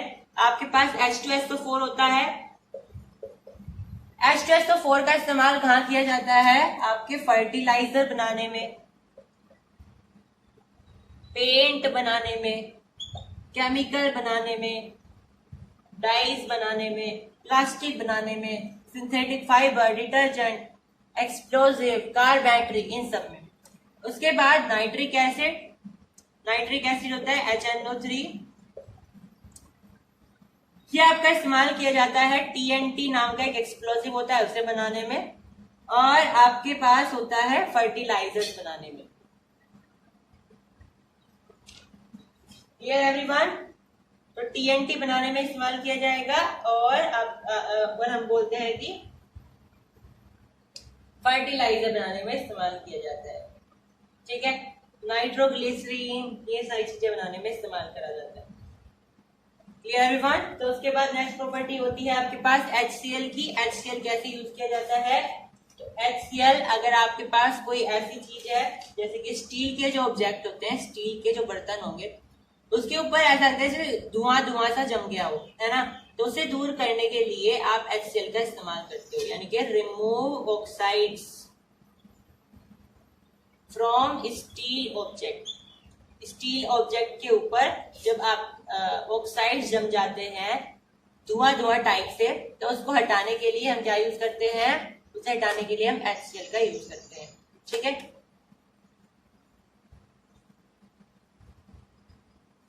यहां तक समझ में आया सभी के, और यहाँ पे हमारा जो है बेस भी कंप्लीट हो गया। अब कुछ इंपॉर्टेंट सी बातें हम इसमें डिस्कस कर लेते हैं, जैसे कि आपके पास कुछ एसिड है, उनके कुछ टाइप है, फॉर्मूला है, उनके कुछ यूज है, ठीक है। और यहाँ पे हमारे पास हाँ यही है, ठीक है, तो हमें डिस्कस करना है। तो हमारे पास जो कार्बोनिक एसिड होती है, कार्बोनिक एसिड होती है, बेस कंप्लीट हो गया है, हम दोबारा से रिवीजन कर रहे हैं, ठीक है। जो कार्बोनिक एसिड थी वो मिनरल एसिड होती है, क्योंकि ये मिनरल से निकलती है, ठीक है। और इससे इसका जो फॉर्मूला होता है वो क्या होता है, H2CO3। इसका इस्तेमाल कहाँ किया जाता है, इसका इस्तेमाल किया जाता है सॉफ्ट ड्रिंक बनाने में, और ये हमारे गैस्ट्रिक जूस में भी पाई जाती है। और टैनिंग इंडस्ट्री में इसको यूज किया जाता है। टैनिंग इंडस्ट्री मतलब जो है पीने की ड्रिंक्स बनाते हैं वो सारी इंडस्ट्रीज। उसके बाद नाइट्रिक एसिड। नाइट्रिक एसिड का फॉर्मूला क्या होता है? HNO3 होता है और ये भी मिनरल एसिड होती है। ध्यान रखना सारी मिनरल एसिड स्ट्रॉन्ग एसिड होती है सिवाय कार्बोनिक एसिड के। This is exception. तो आपको ध्यान रखना है कार्बोनिक एसिड एक ऐसी एक्सेप्शन है जिसमें मिनरल एसिड होते हुए भी ये आपकी वीक एसिड होती है। इसका यूज कहाँ होता है नाइट्रिक एसिड का? TNT बनाने में, मैंने बताया एक्सप्लोजिव्स बनाने में, और नाइट्रोग्लिसरीन फर्टिलाइजर। उसके बाद सल्फ्यूरिक एसिड। सल्फ्यूरिक एसिड का फॉर्मूला H2SO4। ये भी एक मिनरल एसिड होता है और इसका यूज मैंने आपको अभी बताया है, ठीक है। और इसका और यूज भी हम बता सकते हैं। ये आपका हम यहाँ पे सल्फ्यूरिक, ठीक, सल्फ्यूरिक। इसके यूज क्या होते हैं आपके? कार बैटरी में, फर्टिलाइजर में, डिटर्जेंट में। इसके बाद है हाइड्रोक्लोरिक एसिड। इसका फॉर्मूला होता है HCl और ये भी एक मिनरल एसिड होती है। इसका इस्तेमाल हम यूज करते हैं। इसका इस्तेमाल कहाँ किया जाता है? कॉमन साल्ट यानी कि NaCl बनाने में। कैसे? क्योंकि हम HCl लेते हैं और फिर NaOH लेते हैं, तब जाकर के हमें क्या मिलता है? NaCl मिलता है। NaCl अगर बनाना है तो यही एसिड लेनी पड़ेगी और यही बेस लेना पड़ेगा, ठीक है। तब जाकर के हमें क्या मिलती है? एसिड। अब ऐसा नहीं हमें यही एसिड लेनी है, हो सकता है कोई और एसिड हो जिसमें Cl लगा हुआ हो यानी कि क्लोरीन लगा हुआ हो, ठीक है, इससे निकल सकता है। और इसका यूज भी यही है कि हम इससे NaCl निकाल सकते हैं। और क्या होता है? अगर आपको किसी स्टील ऑब्जेक्ट से हटानी है ऑक्साइड, तब आप यूज कर सकते हो। और प्यूरिफिकेशन के लिए इस्तेमाल होता है इसका। ब्लीचिंग एजेंट की तरह इस्तेमाल होता है इसका। समझ में आई? एक्वारीजिया में इस्तेमाल होता है, एक्वारीजिया बनाने के लिए। एक्वारीजिया का फॉर्मूला क्या होता है? HCl2HNO3। ये होता है आपके एक्वारीजिया का फॉर्मूला। एक्वारीजिया के बारे में डिटेल में हम डिस्कस करेंगे कि ये कैसे बनता भी है, ठीक है, 3rd चैप्टर में। फिलहाल आप ये देख लीजिए कि इसका फॉर्मूला होता है HCl2HNO3।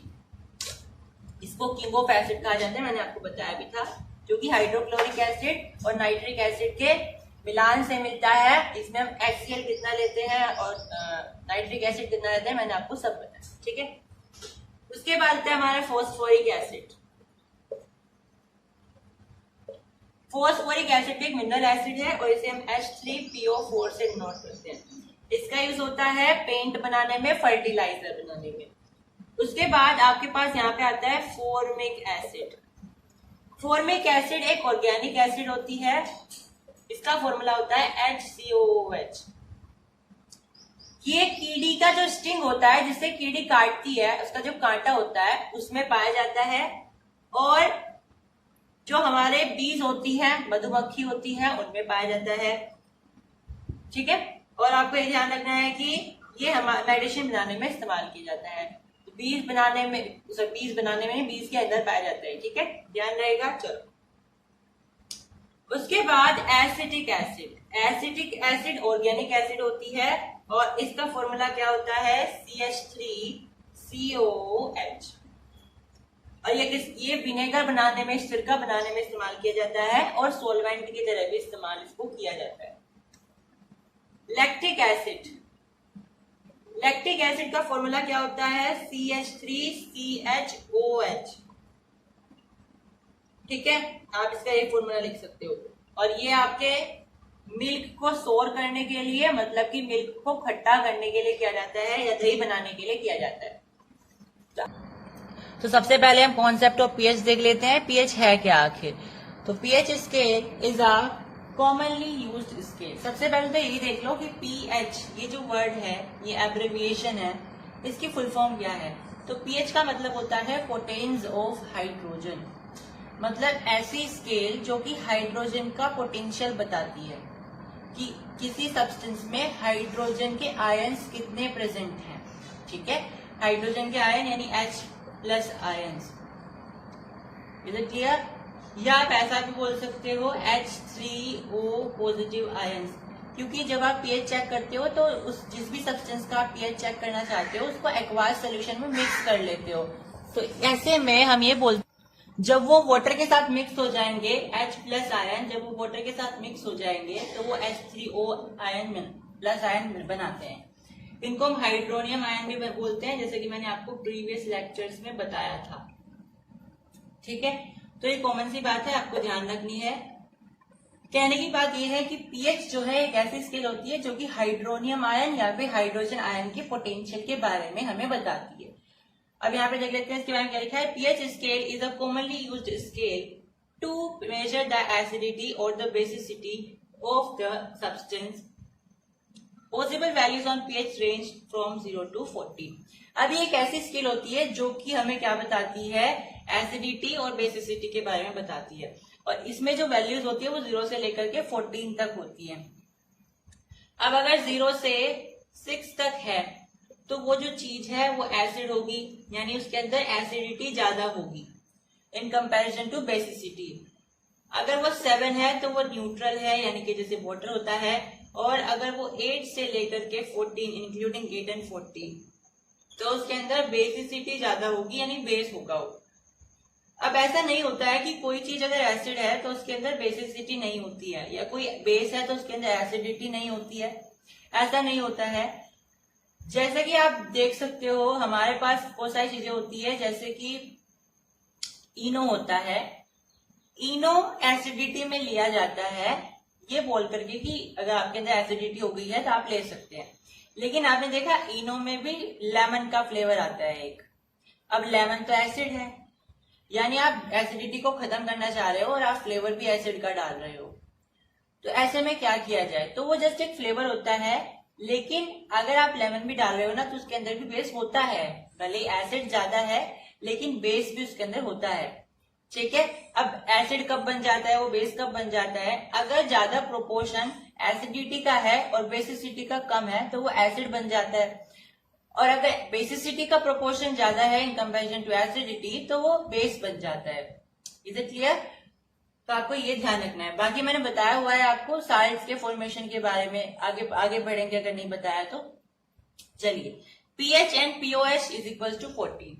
राइट, पीएच और पीओएच। पीओएच क्या होता है, हाइड्रोक्साइड का, यानी हाइड्रोक्साइड जो होता है आयंस उसका पावर। अब पीएच का तो कितना होता है, पीएच मतलब यहाँ पे क्या है आपका जो टोटल 0 से 7, 0 से हम बोलते हैं 6 प्लस आपका फिर ये 7 भी होता है, यानी एक और आ गया इसमें, यानी 7 तक हो गया, प्लस फिर 8 से लेकर के आपका 14 यानी 7 हो गया, तो कितना हो गया 14। तो पीओएच क्या है यहाँ पे, अगर आप इन स्केल्स को पीएच और पीओएच में डिवाइड करना चाहते हो तो पीओएच जो है आपका वो 8 से लेकर के 14 तक होता है। बाकी जैसे पीएच स्केल है ऐसी एक पीओएच स्केल भी आती है, जिसमें आप जो सब्सटेंस होगा वो एच आयंस को देख करके नहीं बल्कि ओएच आयंस को देख करके ये क्लासिफाई करेगा कि कोई कंपाउंड एसिड है या बेस है। जैसे एक पीएच स्केल है ऐसी दिखाई देती है, उसमें ऐसी नंबरिंग होती है। अब ये क्या करती है ना, H+ आयन को देख करके या उसको टेस्ट करके बताती है कि ये कोई कंपाउंड एसिड है या बेस है। अब ऐसी स्केल एक पीओएच की होती है, उसका भी सेम तरीका होता है, लेकिन यहाँ पे वो OH- को देखती है किसी सब्सटेंस में कितने हैं। ठीक है, अब अगर एसिड में OH होते ही ना तो वो टेस्ट कैसे कर पाती, इसलिए मैंने बताया कि चाहे वो एसिड है चाहे वो बेस है, सब में OH- भी होते हैं, H+ भी होते हैं। लेकिन बात कहाँ आती है, बात आती है ज्यादा अमाउंट किसकी है। तो ज्यादा अमाउंट जिसकी भी होगी उसके हिसाब से वो क्लासीफाई हो जाता है। अगर उसमें OH ज्यादा है तो वो बेस बन जाता है, H+ ज्यादा है तो वो एसिड बन जाता है। समझ में आई? बाकी जो पीएच होता है या पीओएच होता है एक लॉगरिथमिक स्केल होती है, यानी कि इसमें लॉग से हम निकाल सकते हैं। आपका H+ आयन बताया कितने हैं, माइनस लॉग कर दीजिए उसका, ऐसे आप पीओएच निकाल सकते हो।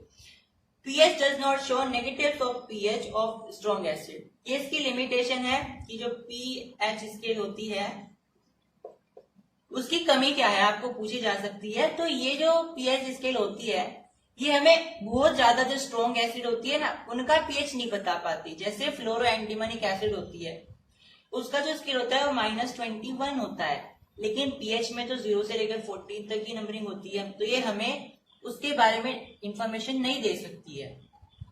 समझ में? ये 0 पे आकर रुक जाएगी, उसके लिए भी 0, दूसरे एसिड के लिए भी 0 ये बताएगी फिर, है ना। तो जो दूसरी स्ट्रॉन्ग एसिड होती है, तो यहाँ पे हमें ये नहीं पता चल पाया कि इनमें फर्क क्या आया, यानी कि हमें नेगेटिव्स के बारे में नहीं बता पाती है। ये केवल अपनी रेंज से रिलेटेड ही बताएगी, 0 से 14। अगर आपको उनके अंदर में से कोई एसिड लेनी है तो आप ले लीजिए, बेस लेना है तो ले लीजिए, नेगेटिव्स वाले ये नहीं बता पाएगी। ओके, चलिए अब एक क्वेश्चन आता है यहाँ पे, यूनिवर्सल इंडिकेटर क्या होता है इसके बारे में बताइए। तो यूनिवर्सल इंडिकेटर बहुत सारे इंडिकेटर्स का मिक्सचर होता है। बहुत सारे इंडिकेटर मतलब वेरियस इंडिकेटर्स के बारे में मैंने आपको बताया था, मिथाइल ऑरेंज, लिटमस, है ना, बहुत सारी चीजें मैंने बताई थी। तो ये सारे इंडिकेटर्स को ना मिक्स कर दिया जाता है। ऐसा नहीं आप कैसे भी मिक्स कर दोगे उनको मिक्सिंग बाउल में जाकर के, ऐसा नहीं होता। उनको टेक्निकली मिक्स किया जाता है, उनका एक तरीका होता है। अब इससे क्या होता है ना, अलग अलग वहां पे रेंज बन जाती है कि अगर आप ये सब्सटेंस डालोगे तो ये जो स्केल है ये ऐसा कलर शो करेगी, ये वाला कंपाउंड डालोगे तो ये वाला कलर शो करेगी, क्योंकि आपने यहाँ पे बहुत सारे इंडिकेटर ऑलरेडी यूज कर लिए हैं, और उसे हम क्या बोलते हैं, पीएच। तो यूनिवर्सल इंडिकेटर बेसिकली पीएच ही होता है। अब ये कैसे बनता है, वेरियस इंडिकेटर्स को मिक्स करके, ठीक है। अब डेली लाइफ एप्लीकेशंस क्या है पीएच की। सबसे पहला तो है सोइल्स और लॉन में, यानी कि आप अपनी खेत की मिट्टी में और अपने गार्डन की मिट्टी में पीएच का यूज कर सकते हो। कैसे? अगर आपको ये चेक करना है कि आपकी फसल जो है ज्यादा ऐसी मिट्टी में उगेगी कि जहाँ पे एसिडिटी ज्यादा होनी चाहिए या बेसिडिटी ज्यादा होनी चाहिए, तो आप कैसे चेक कर सकते हो, वहां से मिट्टी का सैंपल ले लीजिए, उसको पानी में मिलाइए और पीएच निकाल करके देखिए, ठीक है। आपको पता चल जाएगा कि आपकी जो स्केल है उसका जो कलर है वो अगर एसिडिटी की तरफ आता है, जिसका मतलब है कि आपकी मिट्टी में एसिड ज्यादा है। तो आपको क्या करना पड़ेगा, फिर वहां पे चॉक पाउडर डाल दीजिए या कोई अलग बेस डाल दीजिए अपनी मिट्टी में, ताकि आपकी फसल अच्छे से हो जाए। हनी बीज जब आपको काटती है तो वो आपकी बॉडी के अंदर में ना एसिड इंजेक्ट कर देती है, एक एसिड डाल देती है, उसे क्या कहते हैं, मिथेनोइक एसिड। तो हनी बीज जो एसिड हमारी बॉडी के अंदर इंजेक्ट करती है वो मिथेनोइक एसिड होती है। अब अगर वो एसिड डाल रही है उसे ठीक करने के लिए हमें बेस यूज करना पड़ेगा। तो जब मधुमक्खी हमें काटती है तो हमें क्या करना पड़ता है, वहां पे बेकिंग सोडा रगड़ना पड़ता है, तब जाकर के आप ठीक हो जाओगे। अब वाप्स क्या होती है, वाप्स जो हनी बी जैसी लगती है लेकिन थोड़ी सी लंबी होती है साइज में, जिनको गाँव की भाषा में भीड़ड़ कहा जाता है, ठीक है। अब ये क्या करती है, ये हमारी बॉडी के अंदर ना बेस इंजेक्ट करती है, दोनों में फर्क होता है। अगर ये बेस इंजेक्ट कर रही है तो आप वहां पे अचार होता है, पिकल या विनेगर डाल सकते हो, विनेगर से आप वहां पे यूज कर सकते हो, उससे ठीक हो जाएगा। लेकिन हम लोग क्या करते हैं, हर जगह उस अचार को यूज कर लेते हैं, वो गलत है। अगर आपको हनी बी ने काटा है तो आप वहां पे अचार यूज नहीं कर सकते, क्योंकि ऑलरेडी उसने एसिड इंजेक्ट कर दिया, तो आप उसमें एसिड डाल करके उसे और ज्यादा जो है वहां पे पेनफुल कर दोगे। तो आपको ये देख करके करना है। और 2 एप्लीकेशन आप कमेंट बॉक्स में बताओगे। So that's all in this video. Thank you.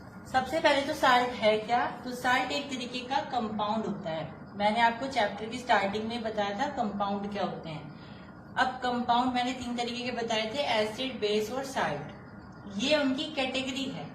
अगर मैं कंपाउंड की बात करूं तो कंपाउंड वैसे 2 तरीके के होते हैं, एक होता है कोवेलेंट कंपाउंड, एक होता है आयनिक कंपाउंड। तो जो साल्ट होता है वो कौन सा कंपाउंड होता है, वो बेसिकली आयनिक कंपाउंड होता है, ठीक है। क्यों होता है आयनिक कंपाउंड, क्योंकि साल्ट कब बनता है, जब 2 आयंस आपस में मिल जाते हैं और एक कंपाउंड बनाते हैं। फॉर एग्जाम्पल Na+ है मेरे पास, ये एक केटायन है, और Cl- है मेरे पास जो कि एक एनायन है। ये आपस में मिलकर के NaCl बनाएंगे जो कि एक साल्ट है। तो ये किससे मिलकर के बना, आयंस से मिलकर के बना। कैटायन और एनायन क्या है, आयंस हैं, जिनके ऊपर चार्ज होता है बेसिकली, ठीक है। कैटायन, एनायन और एक जो कंपाउंड के टाइप्स होते हैं, आयनिक कंपाउंड, कोवेलेंट कंपाउंड, ये नेक्स्ट चैप्टर के टॉपिक्स हैं, उसमें हम डिटेल में पढ़ेंगे। अभी के लिए आप ये समझ लीजिए कि जो साल्ट होता है वो एक कंपाउंड होता है, और कंपाउंड भी कैसा, आयनिक कंपाउंड। अब ये बनता कैसे है, एक एसिड से बनता है। जब आप एक एसिड में से एक हाइड्रोजन रिमूव कर देते हो, मैंने क्या बताया है, आप किसी एसिड से, मान लीजिए कोई भी एसिड है, HCl एसिड है, और उसमें से आपको ये H हटाना है, तो क्या बचा, Cl नेगेटिव। आपको फिर ये हटाना कैसे है, आपको एक वहां पे मेटल लेकर के आना पड़ेगा, ठीक है। जैसे ही मैंने H हटाया, यहाँ पे अगर मैंने मेटल लेकर के आ गया मैं Na+, तो Na+Cl नेगेटिव क्या बनेगा मेरे पास, NaCl। Is it clear. तो यहाँ पे हमने क्या देखा है कि साल्ट कैसे बनता है, जब हम किसी एसिड से हाइड्रोजन को हटा देते हैं और उसका रिप्लेसमेंट कर देते हैं किसी मेटल से, तो हमारा साल्ट बन जाता है। प्रैक्टिकली मैंने आपको साल्ट बनाना सिखाया है, अगर आपने वीडियो नहीं देखी है तो जल्दी से जाकर के देखिए। अब वैसे तो हम ये बोल रहे हैं कि जो साल्ट है वो कैसे बनता है, एक हाइड्रोजन को रिमूव करके उसमें मेटल का रिप्लेसमेंट कर दो, लेकिन हमने ये भी देखा था कि एक न्यूट्रलाइजेशन रिएक्शन होती है, उससे भी तो साल्ट बन जाता है। तो उसके अनुसार एसिड साल्ट कैसे बनता है, एसिड में जब आप बेस मिला देते हो तब आपका साल्ट बन जाता है, ठीक है। तो ऐसे में हम ये बोल सकते हैं कि एसिड और बेसिस उसके क्या है, उसके पेरेंट्स हैं, ठीक है। जैसे आप क्या हो, अपने पेरेंट्स के बेबी हो, इसी तरीके से जो साल्ट है वो एसिड और बेसिस का बेबी है, तो उसके पेरेंट्स कौन हो गए, एसिड और बेस, ठीक है। It is a important question, मतलब ये क्वेश्चन की फॉर्म में आ सकता है। ये मैंने बता दिया आपको कि साल्ट एक आयनिक कंपाउंड होते हैं और ये सॉलिड होते हैं। देखो ये ना आपके अगले चैप्टर में है कि आयनिक कंपाउंड की प्रॉपर्टीज बताइए। आयनिक कंपाउंड की प्रॉपर्टी होती है कि ये सॉलिड होते हैं मोस्टली, और इनका हाई मेल्टिंग पॉइंट होता है और हाई बॉइलिंग पॉइंट होता है, ठीक है। टोटल जो साल्ट की फैमिलीज होती है वो 12 होती है। फैमिलीज का मतलब क्या है, जैसे क्लोराइड के साल्ट हो गए, सल्फेट के साल्ट हो गए, फ्लोराइड के साल्ट हो गए, ठीक है। तो टोटल हमारे पास 12 फैमिलीज होती है salts. Salts are of 3 types in terms of their pH के अनुसार बताएं तो पीएच के अनुसार साल्ट्स के 3 टाइप होते हैं। पहला टाइप होता है एसिडिक साल्ट, दूसरा टाइप होता है बेसिक साल्ट और तीसरा टाइप होता है न्यूट्रल साल्ट। अब पीएच के अनुसार का मतलब क्या है, जैसा कि मैंने पहले भी बताया आपको कि जब मैं स्ट्रॉन्ग एसिड और वीक बेस लूं तो मेरा कैसा साल्ट बनता है, एसिडिक साल्ट बनता है। अगर मैं वीक एसिड और स्ट्रॉन्ग बेस लूं तो मेरा कैसा एसिड बनता है, बेसिक साल्ट बनता है। और अगर मैं स्ट्रॉन्ग एसिड और स्ट्रॉन्ग बेस लूं तो मेरे पास न्यूट्रल साल्ट बनता है।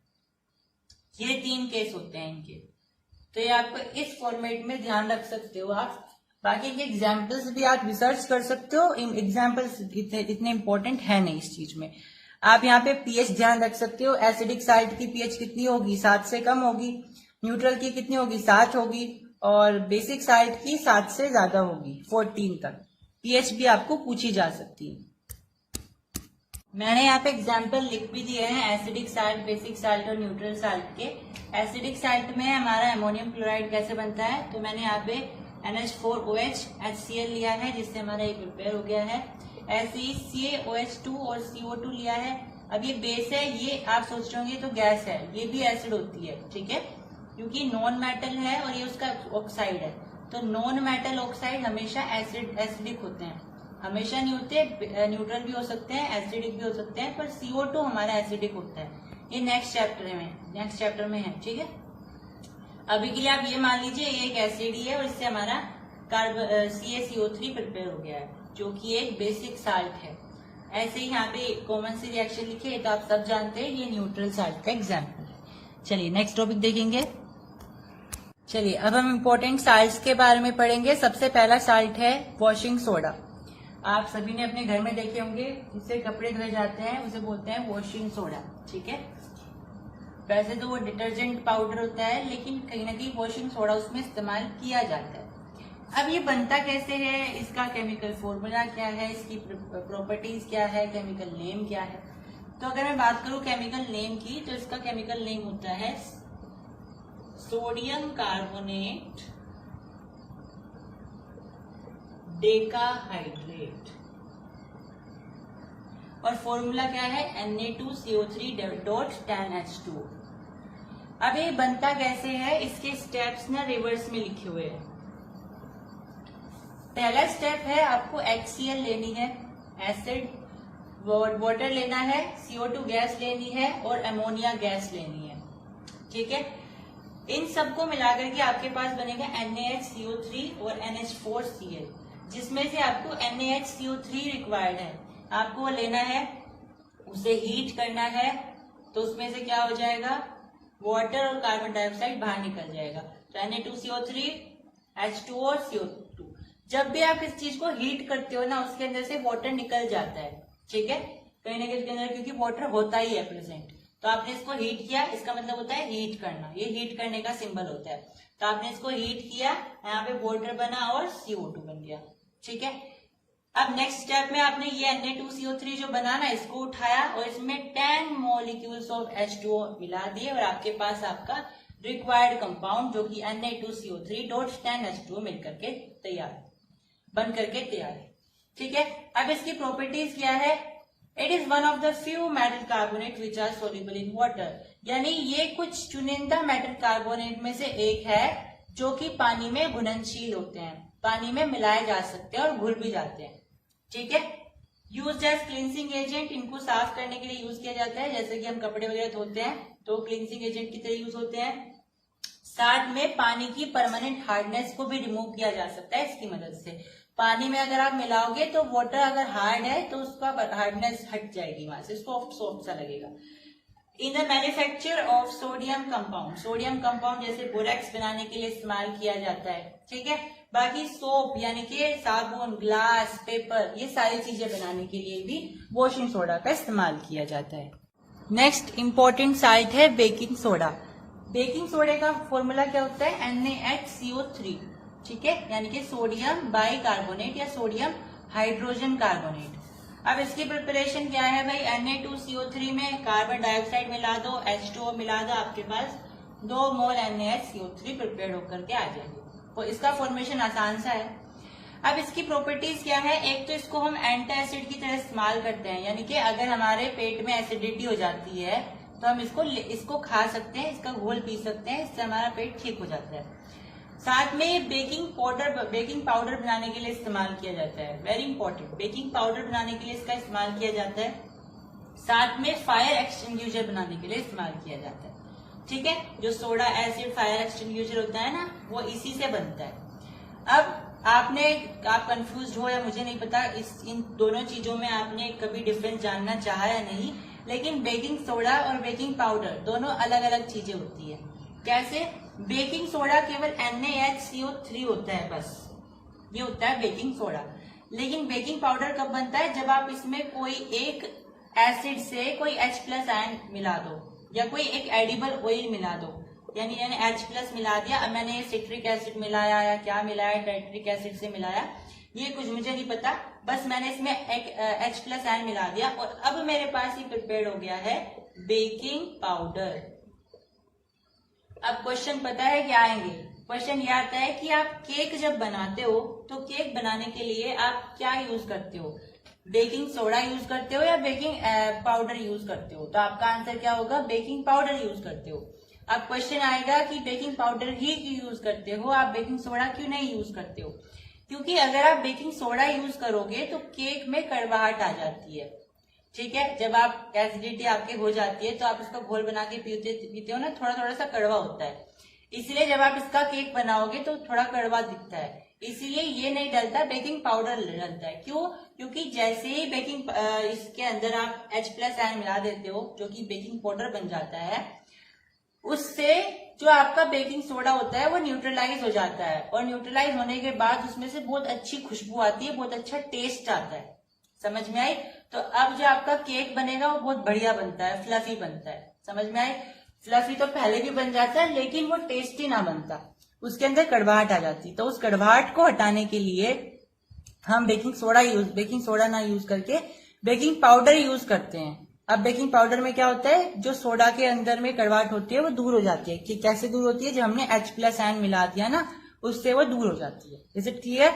चलिए नेक्स्ट साइट के ऊपर चलते हैं। नेक्स्ट इंपॉर्टेंट साइट है ब्लीचिंग पाउडर। ब्लीचिंग पाउडर का आपने नाम सुना होगा।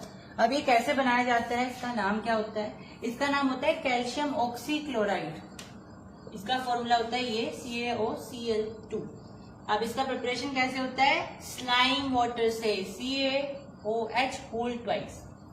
इसमें क्लोरीन मिला देते हो तो आपको यहाँ पे ब्लीचिंग पाउडर मिल जाता है, साथ में वाटर भी मिलता है। और अगर आप ब्लीचिंग पाउडर को इसको किसी डिल्यूट एसिड से मिला दो ना तो आपको क्लोरीन वापस से मिल जाती है। समझ में आया ना, ये वाली जो क्लोरीन है। अब ये जो ब्लीचिंग पाउडर होता है इसमें से बहुत ज्यादा स्ट्रॉन्ग स्मेल आती है क्लोरीन की। अब ये क्यों आती है, क्योंकि इसके अंदर जो मेन ब्लीचिंग एजेंट है ना वो क्लोरीन ही है। समझ में आई। तो ये हमारा जो है कोल्ड वाटर में सोल्यूबल होता है, ठंडे पानी में सोल्यूबल होता है, लेकिन फिर भी छोटे छोटे से पार्टिकल्स इनसोल्यूबल रेसिड्यू नीचे बच जाते हैं। ठीक है। Real bleaching agent in bleaching powder is chlorine. ऐसा क्यों होता है कि क्लोरीन ही है इसमें रियल ब्लीचिंग पाउडर, क्योंकि क्लोरीन के पास एक प्रॉपर्टी होती है इसकी ऑक्सीडाइजिंग प्रॉपर्टी। क्लोरीन के पास एक बहुत अच्छी प्रॉपर्टी होती है, वो होती है ऑक्सीडाइजिंग प्रॉपर्टी। ऑक्सीडाइजिंग प्रॉपर्टी का मतलब क्या है, या तो आप एडिशन ऑफ इलेक्ट्रॉन करो या फिर आप एडिशन ऑफ ऑक्सीजन करो या रिमूवल ऑफ हाइड्रोजन करो। इसका मतलब ये होता है। तो ब्लीचिंग के पास, क्लोरीन के पास ये तीनों प्रॉपर्टी होती है। Used for disinfecting drinking water. अगर आपका पानी जो है गंदा है, टैंक वगैरह में ना इसका इस्तेमाल किया जाता है, क्लोरीन की बटियां डाल दी जाती हैं, इससे पानी ना साफ हो जाता है, डिसइंफेक्ट हो जाता है, कीटाणु मर जाते हैं उसके। Used in manufacturing CHCl3। Chloroform होता है बेसिकली, सुना आपने, क्लोरोफ्लोरोकार्बन, उसका ही एक डेरिवेटिव है क्लोरोफॉर्म, उसी से निकलता है फिर क्लोरोफ्लोरोकार्बन। समझ में आई। तो ये क्लोरोफ्लोरोकार्बन को बनाने का क्या तरीका होता है, आप इसे इसी ब्लीचिंग पाउडर से बनाते हो, कहने की बात ये। ठीक है। तो ये सारी मैंने आपको प्रॉपर्टी बताई। इसकी लास्ट वाली प्रॉपर्टी है यूज इन मैन्युफैक्चरिंग CHCl3। इसका मतलब है क्लोरोफॉर्म बनाने के लिए इसका इस्तेमाल किया जाता है। नेक्स्ट देखेंगे। अब एक ब्लीचिंग एजेंट तो होता है हमारे पास क्लोरीन, लेकिन आपने देखा होगा जो घर में हम या पार्लर वगैरह में औरतें ब्लीचिंग कराती हैं, या औरतें भी कराती हैं, जेंट्स भी कराते हैं, तो जो ब्लीचिंग कराते हैं क्या वो वही ब्लीचिंग होती है जो CaOCl2 वाली हमने देखी? तो हम बोल सकते हैं वो है, लेकिन उससे बनाने का जो एजेंट होता है वो अलग होता है। क्या होता है, यहाँ पे उसे बनाने के लिए आप सोडियम हाइड्रोक्साइड में क्लोरीन मिक्स करते हो, तब जाकर के आपको NaClO यानी सोडियम हाइपोक्लोराइड मिलता है, जो कि वो ब्लीचिंग एजेंट होता है जो कि उस ब्लीचिंग को बनाने के लिए इस्तेमाल किया जाता है, जो कि लोग पार्लर वगैरह में जाके करवाते हैं। समझ में आया। तो ये वो ब्लीचिंग एजेंट है।